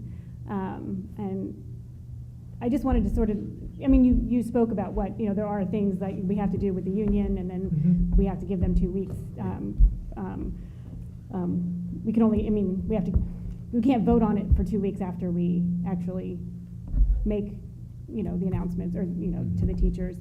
But also, you know, as a board, we can't discuss things except for in a public space, right? And so this was our scheduled meeting. So if you're not getting the information only just now, it's part of the process, right? And we weren't like sort of trying to hold back on anything. And I personally didn't want to like sort of announce things ahead of time, because these are people's lives. And if we didn't have to make these cuts, then I think I would have felt horrible for, you know, having them be worried for 6 weeks that, you know, that their job was on the line, and unnecessarily so. And so I just, you know, there's a lot of process involved in all of this, and I just think we need to sort of just lay that out there, that it's, you know. And the philosophy of communicating potential cuts prior to is viewed negatively. It's like a snow day for me. I'm wrong all the time. So just ask any, you know, 50% say I'm brilliant, 50% say I'm not so much. The same is true in, you're wrong on either side. Some people view that as a threat. Some people view that as not being transparent. So we placed our error on, you know, not necessarily making people have to go through that process for 6 weeks, you know, leading up to the election. So I think that, you know, unfortunately, you know, we have to go through with the cuts that were identified. We do. Yeah. What we said in advance is if it didn't pass, we would have to make reductions in the budget. Yep. What we didn't say specifically is where those reductions would be. And frankly, as you know, as we've talked about, you know, you could survey 100 people in this community, and you probably get maybe not 100, but a lot of different opinions about where we should have cut, about this person or that person, or this service or that service, or this curriculum or that. So I don't think that we could have done that we should have specified in advance. I think there's also things, you know, I'm thinking about, you know, that we are getting outside funding to fund a part-time teacher. While I prefer not to do it, there are people in the community who think we do too much, and that we offer too much. And so I don't think so. And I think that this position at the intermediate school is really valuable. There's a lot of students really interested in music. I'm thankful to the boosters for and perhaps it's only for a year, and, it protects that position, so I appreciate that very much. And, sometimes we have to be creative in the way we fund things in the short term. So, I forgot where I was going with that. Well, and I think the one thing I would add is the boosters have always funded auxiliary instruction. Not that I can- Always. Mhm. They spend, I would say you probably spend 8,000 to 9,000 every year. 13,000 on direct instruction this year. Yeah, so they bring So in that's not- outside experts for sectionals and things like that, so Mhm. it's not necessarily uncommon. It is uncommon for them to actually fund an employee that we are hiring. Right. And one thing I'd like to add, and my involvement's been through the athletic boosters, and not just in Granville, but talking to my counterparts in other districts and even around the state. And it's been very tough for me to get my head around it, is booster clubs are changing. I've lived in a lot of different places outside of Ohio, and the boosters, what I'd characterize, were always gravy. And they were the extras. And it's not just in our district, but what is being asked of them is changing over time. And I've had to get used to that. I was vehemently opposed to some of the things that we've funded in the last few years when it was first brought up. And it's just not unique to here, to Granville. There's a change going on, what boosters are being asked to help support, for better or for worse. So it's just, I think it's kind of the way of the world, and it's something we're gonna have to deal with as parents on boosters and things, that there's different requests being made by school districts. So.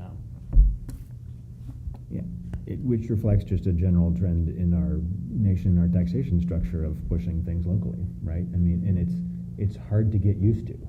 Like, people see like, wow, that's a big increase in my taxes. Yes, it is, right? And we're just trying to meet inflationary growth primarily of the programs that we have in place, but we also have a lot of A, reduced funding, and B, leaks in the bucket due to unfunded mandates and things, right? So I think it's a shifting mentality, like you said, and whether it be to the boosters or whether it be from the state and federal government back to local districts, right? It's a trend that's out there, and it's really tough to get your arms around and tough to get used to, and it manifested things like, having to pay for the meat and potatoes instead of the gravy, right? That's not what a booster organization should be, right? It manifested things like having to pay a whole lot more taxes locally, right? Instead of counting on the state or some federal funding to do that and so forth. And it's a shift in mentality that's hard to take, right? Because you got to think about it a lot. You got to look at the numbers. You got to really analyze all the finances to figure out this is the right magnitude and so forth. It's hard to get your head around, right? If you're not really engaged. Right, and I think it's hard to be engaged enough. We have a whole lot of folks in Granville that don't have hours to sit through school funding discussions and things like that, right? And I hope that they entrust us to some extent with helping understand those things and sitting through the hours and hours of presentations and really dig into those things as their representatives, right? Because that's what I consider my job to be. I mean, I consider these funds to be my money, our community's money as much, and I entrust it like that, and that's how we make our decisions. But it's tough, when you're being asked for a big increase here locally, right? You might not factor in other things that are happening in the broader world and so forth. And so I think it's just a continued communication process in a cultural readjustment and realignment that we need to get used to. One other thing I'd like to address in discussions with Pay to Participate, I'm old enough here that my son was involved in the 1 year that they had it. And I know then, and the athletic boosters at least have offered that if there are student athletes that, for pay to participate, that they would help cover the cost of that. So we're, hopeful that, as Russ was talking about, that if they want to participate, we'll be able to support them to do that. Thank you. Pay to participate, so what's the process? Are we, is it June, we're gonna start to see some proposals for it? Okay, and that's when we'll discuss it more fully, then, okay. We know that the amount, as Russ stated, we targeted $640,000 of reduction. You saw the staff, you're gonna act on the staff side of the equation. You're also acting on the shifting of the convenience fee. Pay to participate, at this point, we've just identified the targeted number, 175. And you'll come back with proposals about alternatives, and so we can, be engaged in that process Yes. and get the community's feedback to make the right decision there. Yes. Further comment?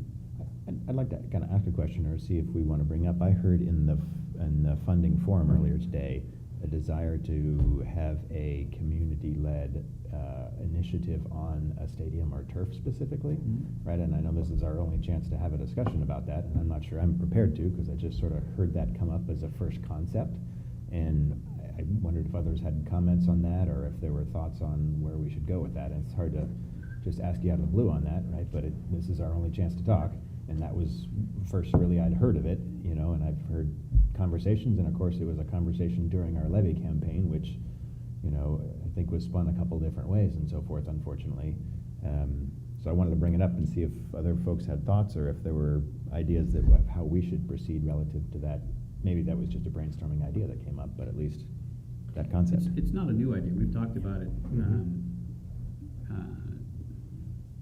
not generally openly. We've talked about it for a couple of years now, about the fact that if we were to undertake significant improvemements to the athletic stadium, or even to all of our athletic facilities, that it would be funded through a fundraise. There'd be a largely public, but largely private, but some public contribution, similar to what happened when the playground was renovated recently. The challenge there is finding members of the community who are willing to step up and take on that significant obligation to go raise that amount of money. I'm convinced we can do it. I'm convinced it's the right way to do it.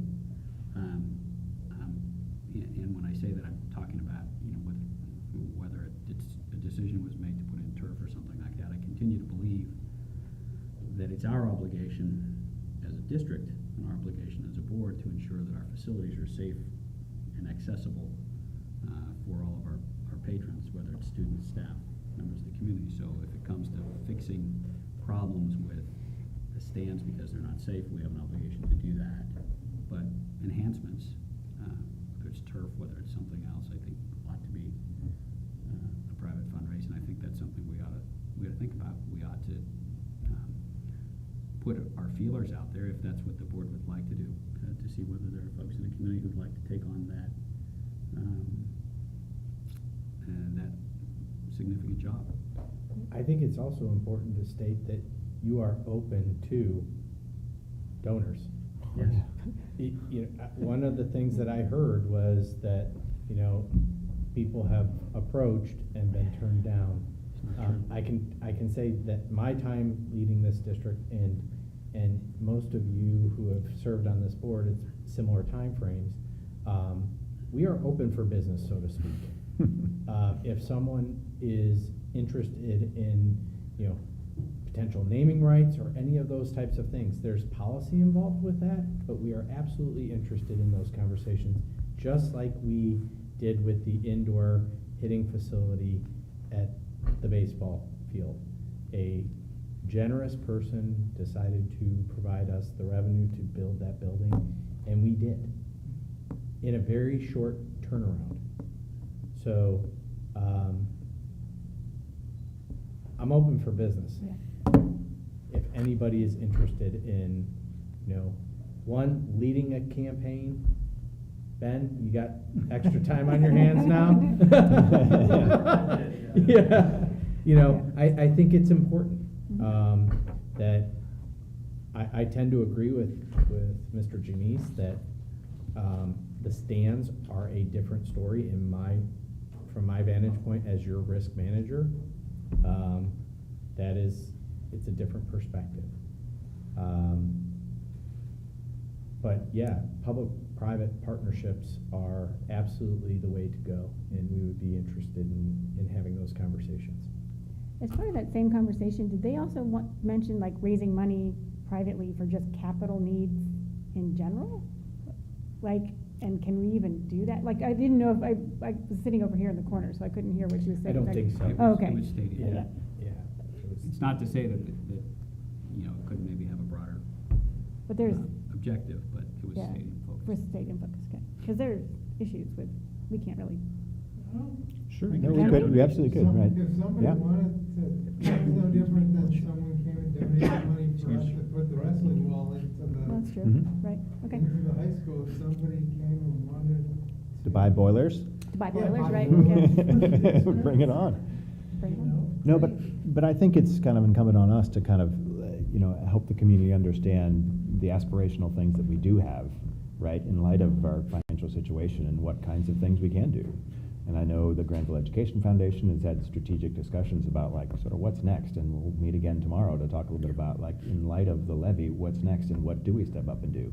What are the projects that are maybe more significant, but that can inspire, you know, community members to see, wow, I really would love to have a makerspace, or how do we, you know, serve the function of a library in some way, or what are the other capital or human capital kinds of needs we have? And I think we need to be floating those out there as a district for the community's consideration to some capacity. The one thing that I will say is, you know, when you're talking about staffing, you know, the problem is when a private donor goes away, that program tends to go away. Yep. So you need to look at one-time expenditures. Yep. That really are.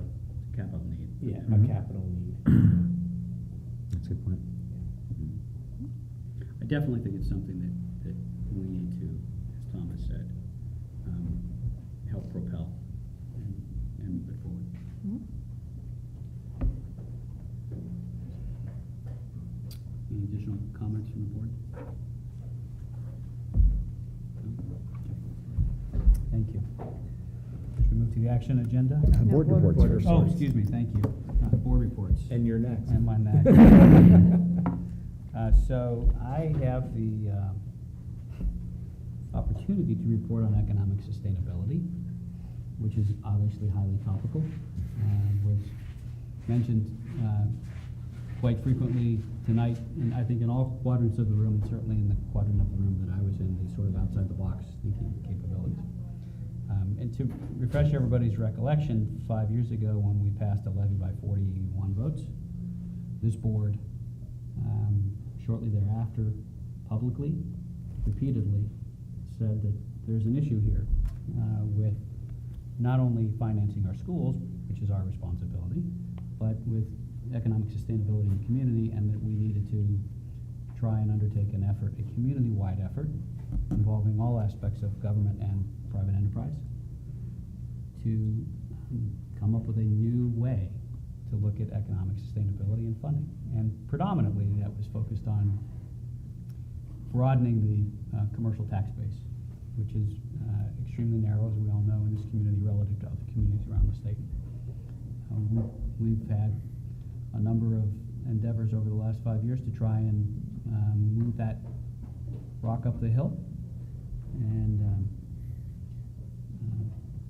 with not nearly enough success, but we'll continue to try. So just so everyone knows, the Economic Sustainability Committee, which was formed out of the meeting that we convened with the village council, the township trustees, the GRD, and the chamber several years ago,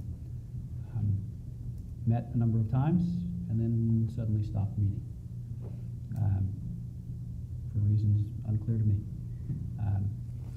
There have been several other opportunities that I've been involved in. I think Thomas has been involved. I think Mike's been involved as well. Several other sort of subcommittees formed out of the trustees and the village council, and they've been kind enough to invite us to participate. Most recently, well, recently is last night, we had what I think is our final meeting of what was known as the South Main Street subcommittee. That was to deal with the fact that the bridge on 37 over the highway is going to be replaced by ODOT beginning in 2019 and completed hopefully in 2020. As part of that, there were a number of considerations over what the aesthetics of the bridge would look like. I'm the least person qualified in the community to opine on what the bridge aesthetics would look like, but others fortunately were better at that. But we also talked about traffic flow because it impacts what we do. We contribute mightily to the traffic in this community. We talked about the installation of stoplights, replacement stoplights at the bridge, replacement stoplights at the intersection of South Main Street and River Road in Weaver. We talked about creating a back channel or spur road, if you will, off of River Road going sort of behind where the village service center is and coming out somewhere around the IGA. That would help alleviate some of the traffic load off of South Main Street.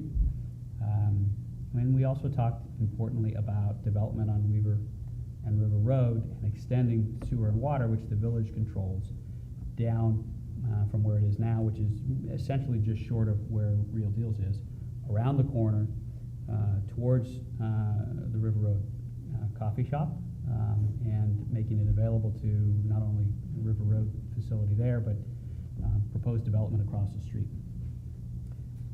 I don't know how many meetings we had, 8 maybe.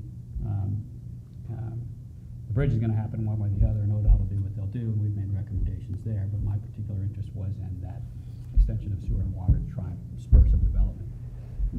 The committee met last night, and the chairpersons, Bill Wilkin, who's head of the village planning commission, and Brent Bird, who's on the township trustees, are going to take our recommendations and draft them into a final report and present it ultimately to the trustees and to the village council. Really the key here is the village council, because they'll control sewer and water, and they'll control to a large extent that spur road that this committee thinks needs to be built down off of River Road. There will come a time when that report is available in draft form, and I'd like to circulate it to everyone here. And what I'll ask, assuming the report is consistent with what I believe we spoke with last night, what I'll ask is that the board endorse it and support it and urge that it be adopted by the village council and the township trustees. That's the most tangible opportunity for some economic sustainability, for some commercial development in an area that is primed for commercial development, that is not residential, that is not going to negatively impact the lives of folks in homes in this community. And I'd like to see that happen. So I'll report back to that, to this group. It will certainly be by the next meeting, and maybe sooner than the next meeting when that report is available. The other aspect of economic sustainability is, as you know, we have, all of us continue to advocate for the last number of years about development that is consistent with the general plan and conforms to zoning. There was a proposal recently that the village council met on a number of times, including the most recent meeting 10 days ago, called Eaton Woods. That's a residential commercial development down on Newark Granville Road. Mr. Miller and I were at the meeting. I spoke in favor of, I encourage the council to approve projects which are, again, consistent with the general plan and compliant with zoning. After a number of discussions, they approved, I think, on a 4-3 vote. The residential portion, some of the commercial portion, they did not approve as proposed. The developers' ideas for a restaurant, actually 2 restaurants in the commercial section down there. I don't know what the result will ultimately be, but we advocated for it, not because we, had any animus towards any of the homeowners who live next to that project, but because we think commercial development is consistent with the general plan, conforms to zoning, needs to happen in this community. We received some criticism for that, and my response was, we've been singing that song for 5 years. And it's our obligation to do that, and we'll continue to do that. So I'm going to jump off my soapbox here and stop, but I appreciate all of the support that you all and encouragement that you all have given to this effort over this last period of time. And what I would tell you is, there's work to be done. Thanks, Russ. Great. The Granville Arts Boosters meeting is next, and I had the kind of privilege and honor to attend. It's been a long time since I have, and it was a fantastic forum.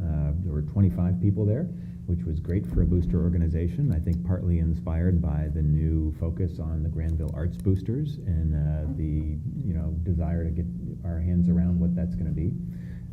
But we did have a significant discussion about the levy and the loss of levy, and the discussion of temporarily funding the one position at the intermediate school was brought up and discussed. And so I'm really pleased to hear that the Music Boosters have agreed to fund a portion of that, right, in a similar way that they fund the ongoing instruction. And I was a little surprised and pleased by the magnitude of the boosters' annual budget. It's a really significant contribution to our programs here in every way, and they do a fantastic job of fundraising, not just from community members individually, but through their various fundraisers and more. So I was really pleased to be a part of that, and I hope that we as a board can find ways to continue to engage in all of our support organizations. And I'm committed to doing that. I've been represented on the Granville Education Foundation, but I know we have huge support in the PTO. We have great in both of our PTOs. We have great support through the athletic boosters as well. And I'd encourage us all to find ways to make more direct connections and find more opportunities to attend.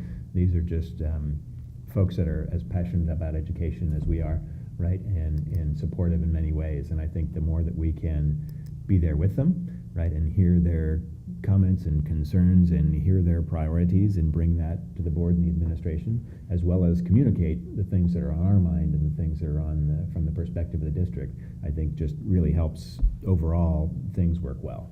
And so I'm encouraged to find ways to do that, and I encourage us all to think about if we can divvy up those organizations. And I'm not saying everybody go to every meeting, right, but an occasional attendance in those, I think, would go a long way toward improving the communications in general, right, and finding a way to synchronize with our booster organizations that are so important for us. So I was really pleased to participate, and great to see the active work that's going on there, and look forward to continuing to be engaged. So it was a I great think your meeting. suggestion is spot on. I think, and I'm probably the worst at attending these meetings, but I think it's a real opportunity for us to continue to engage on a broader level. Folks who, as Thomas said, are committed, passionate to education and to the benefit of our kids. So I think we would all benefit from engaging more frequently in that. And I'd like us to think about, not that I want to presume we can invite ourselves to join, but we certainly ought to be able to attend and give feedback and hear feedback. I'll take care of athletic boosters. $25, you can. You know where they meet. Yeah. But I'd love to be involved with athletic boosters as well. And I think if we kind of find ways to kind of divvy up our responsibilities and connect with new and different groups and people like that, we'll get really interesting ideas and feedback. I think it's an important job of the board is to be the arm of the community. And the more we can reach out to not only those that are our typical constituents or whatever, but others as well, I think that's really important for us. So. We spend a lot of time, and I know Jeff and Mike work tirelessly working in community organizations, Rotary, Kiwanis, Chamber, and other places, and Fred, I know you work tirelessly with the boosters, and we have opportunities, I think, not only with the affinity organizations like boosters, art boosters, and athletic boosters, but the PTO, the middle school parents, and others. So I think I would suggest that we consider, for lack of a better word, formalizing or institutionalizing that, and making sure that that we're doing that and getting out on a regular basis, and then rotating it so that we all have some exposure to it.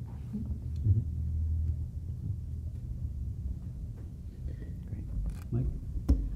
Just quickly, last week was both the annual election of board members and the annual finance meeting for Newark Granville Community Authority.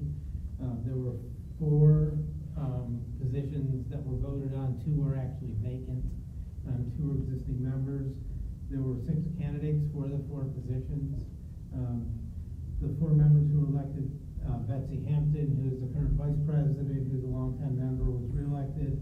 And there are 3 new members now to the board: Kevin Kohlheim, Eric Minton, and Robert Varner.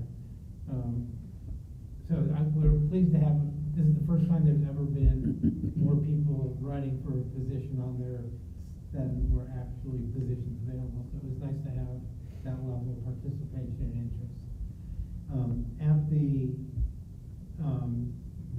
the meeting then last Thursday, the board took 2 actions that are part of their annual action. One is to approve the community charge, the 5.2 mil charge that is on the special assessment at Park Trails.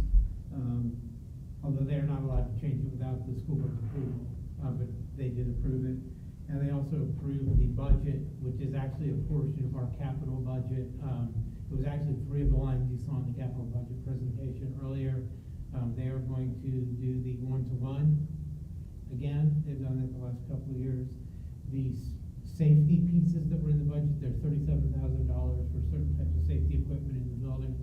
That and to replace the van that is used to transport special needs students that is desperately in need of being replaced.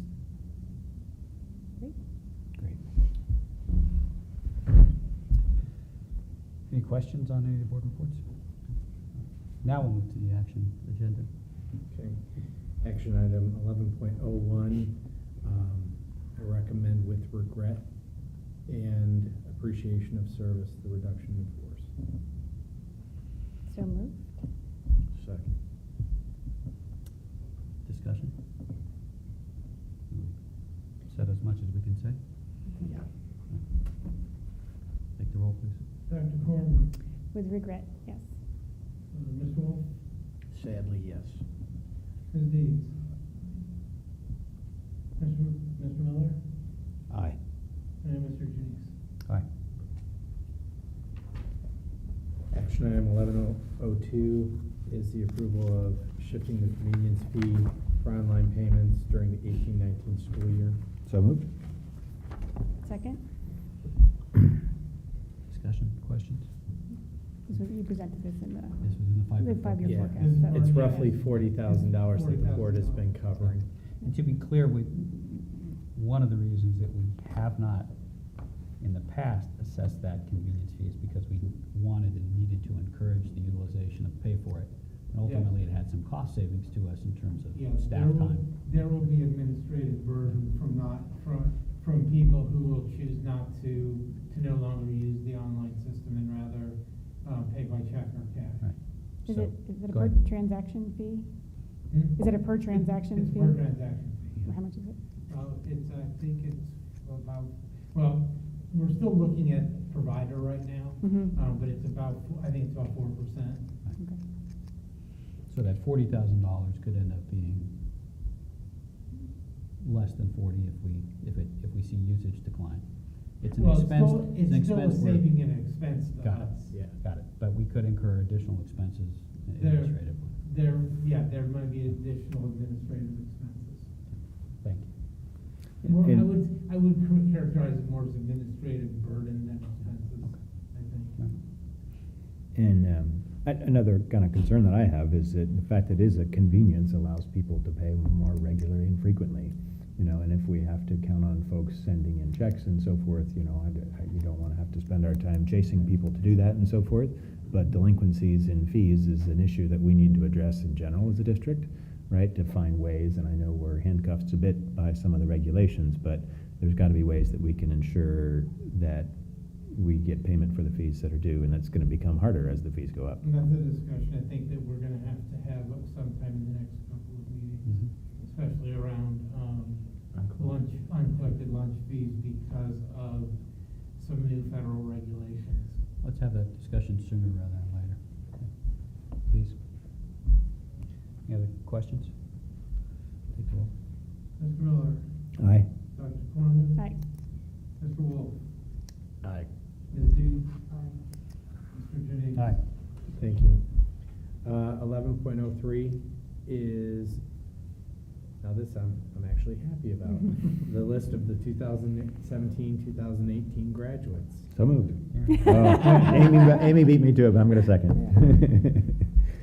That is one of the pleasures. And so, as always, the board is invited to attend the graduation ceremony at the Mitchell Center on Sunday, May 27th, and at 2 o'clock, but get there at 1. And Kathy will hopefully have spaces We have some reserved for you. direction for Yeah. that, yeah. So, very excited about walking another group of students across the stage. That's good stuff. Yeah. Congratulations to the soon-to-be Yes. student graduates. Take the roll. Ms. Deeds? Aye. Mr. Miller? Aye. Mr. Wolf? Aye. Dr. Corman? Aye. Mr. Janice? Aye.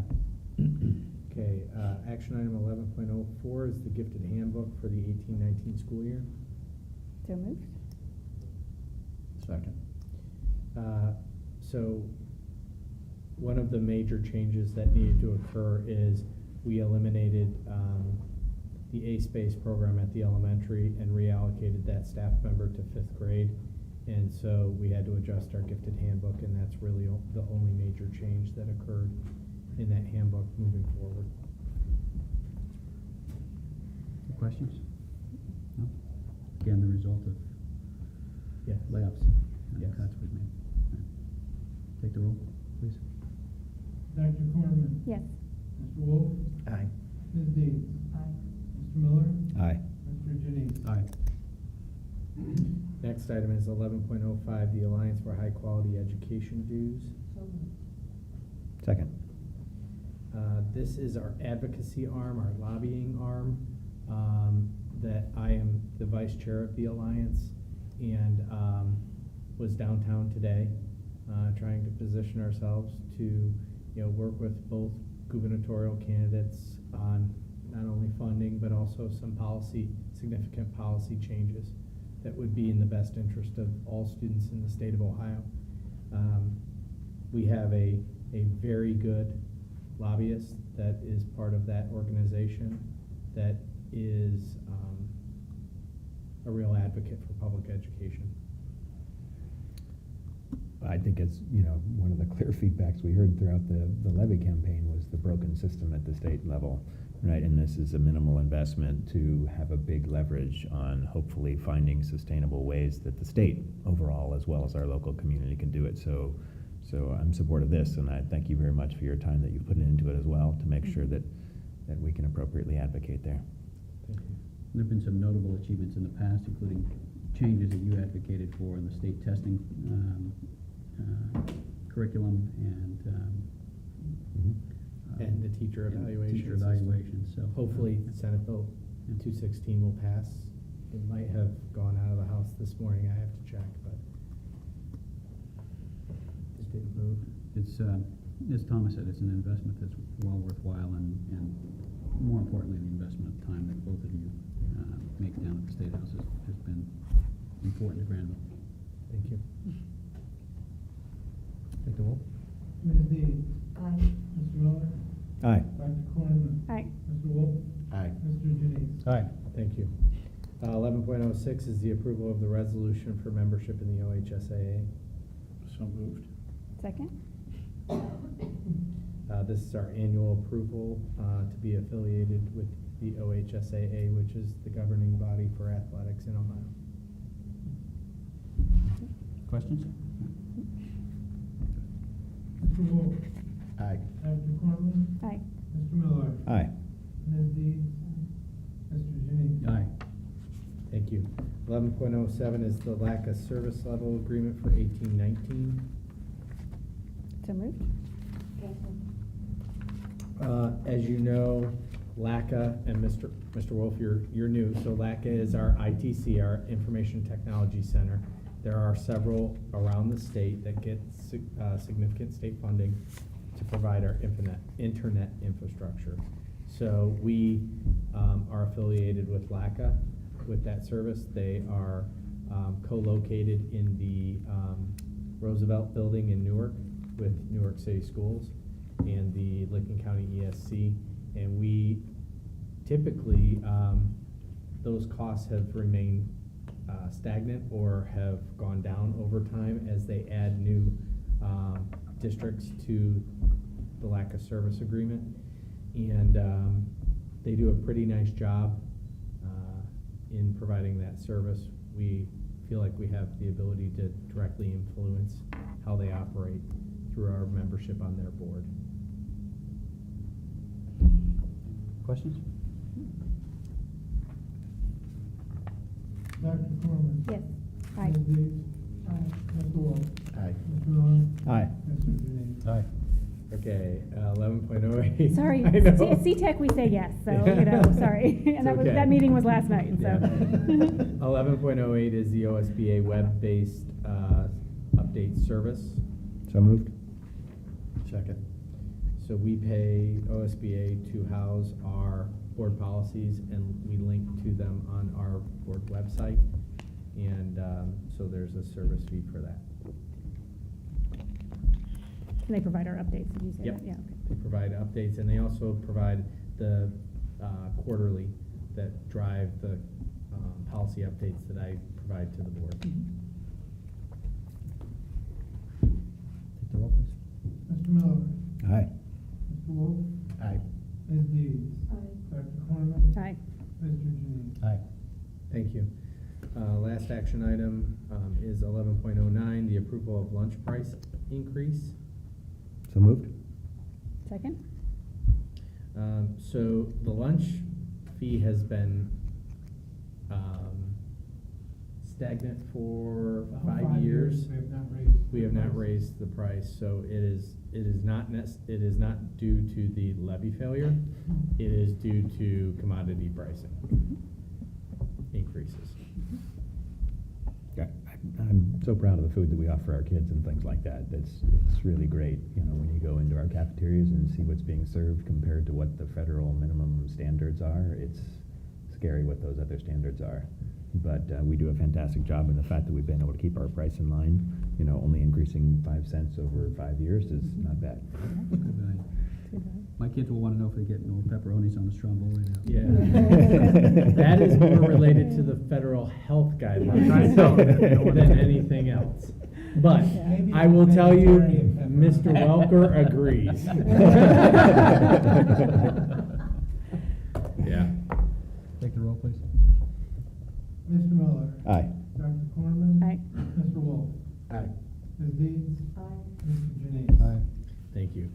We have a very full consent agenda, so I'd like approval for 12.01A through D. So moved. Second. All right, so what I'd like to highlight, one is the acceptance of donations and gifts and grants, some from the PTO and others from the Licking County Foundation. We always appreciate the donations that we receive. Under employment, you have extended time contracts and all of the certified and support staff contract renewals for next year, including the 1 year, 2 year, 3 year, and continuing contract. Personnel, we also have the exempted employee contract renewals for people who operate within district office that are non-administrative. And with regret, we have the acceptance of the resignations of Stephanie Stanton, Stephanie Eversole, and Joe Dowling. But Stephanie Stanton is leaving this role and fulfilling another role that is in partnership with CTEC on the business entrepreneurial pathway that we are partnering with them for next year. So she is still within our organization, but resigning from her current role as educational aide.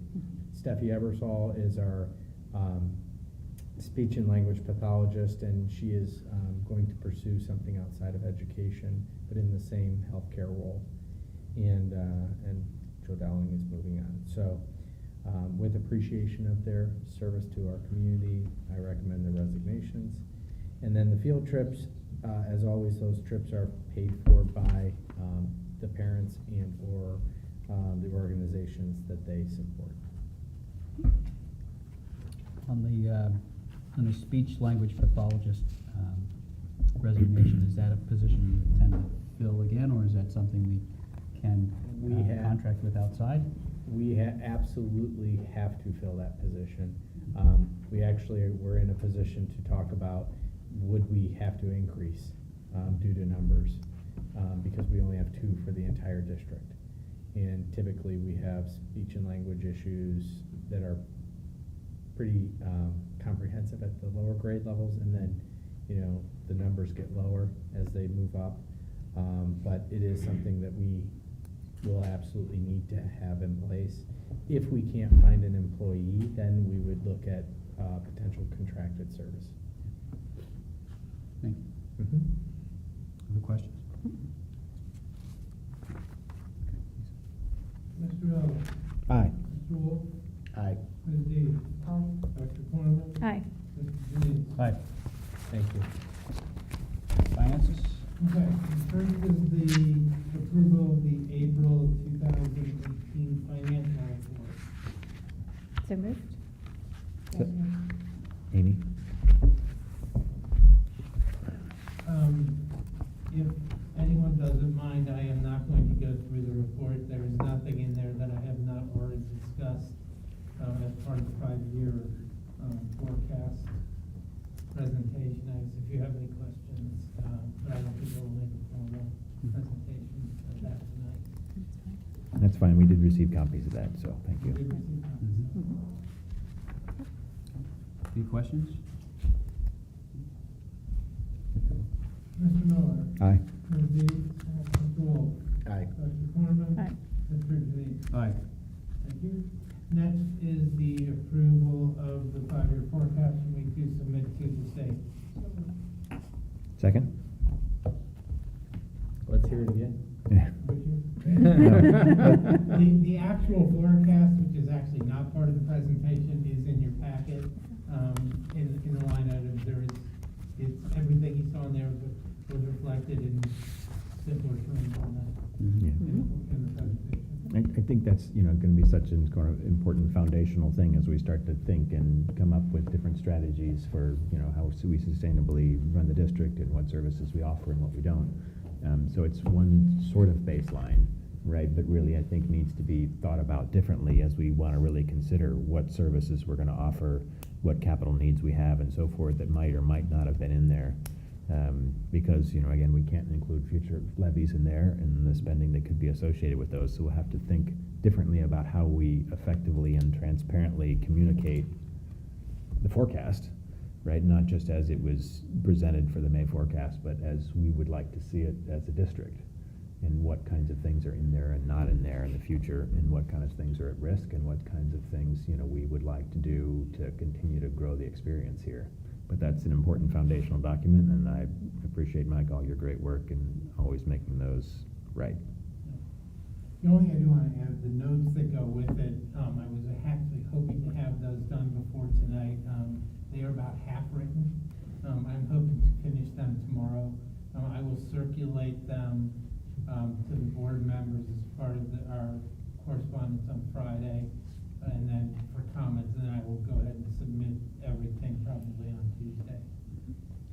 Okay. Thank you. Questions? Ms. Dees? Aye. Mr. Miller? Aye. Dr. Corman? Aye. Mr. Wolf? Aye. Mr. Janice? Aye.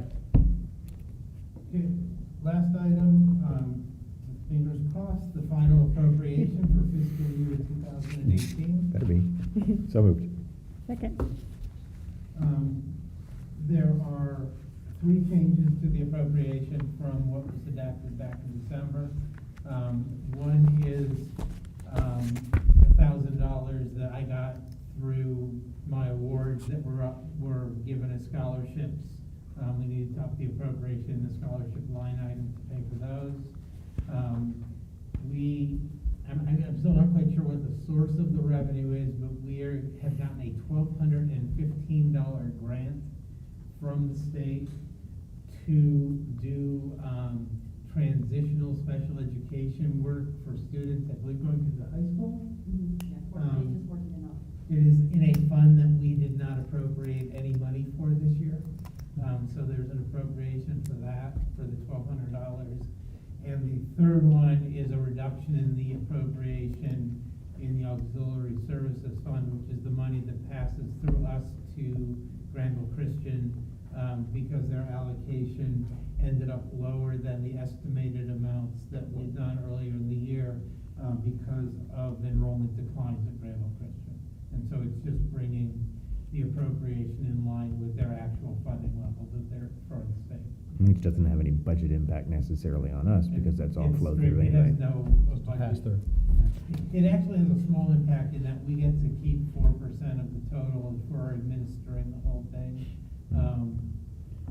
And so it does because their allocation is down, we have to get less money from the 4% fee, which we would be happy to give up its entirety to the state to directly fund them, and I have expressed that to Mr. Ryan, and had that conversation with him that, we used to do Welsh Hills as well, and the state budget last year actually directly funded Welsh Hills because they are a non-religiously affiliated group. I suggested to Mr. Ryan that we would happily give up the 4% for them to directly fund Granville Christian and let the state deal with being the religion police, which is essentially what I am forced to do, to make sure that they're not spending their money on things that they are not allowed to spend it on.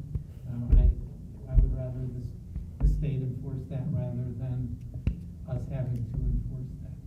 So with some luck, maybe that will get into the next budget and they can fund Granville Christian. We won't have to have this discussion anymore. Keep trying. Yeah. And Mike, thank you for allocating that $1,000 award to a scholarship fund. That's very, very thoughtful and generous. Mr. Miller? Aye. Dr. Corman? Aye. Ms. Dees? Ms. Wolf? Aye. Mr. Junius? Aye. Do we have a motion? Second.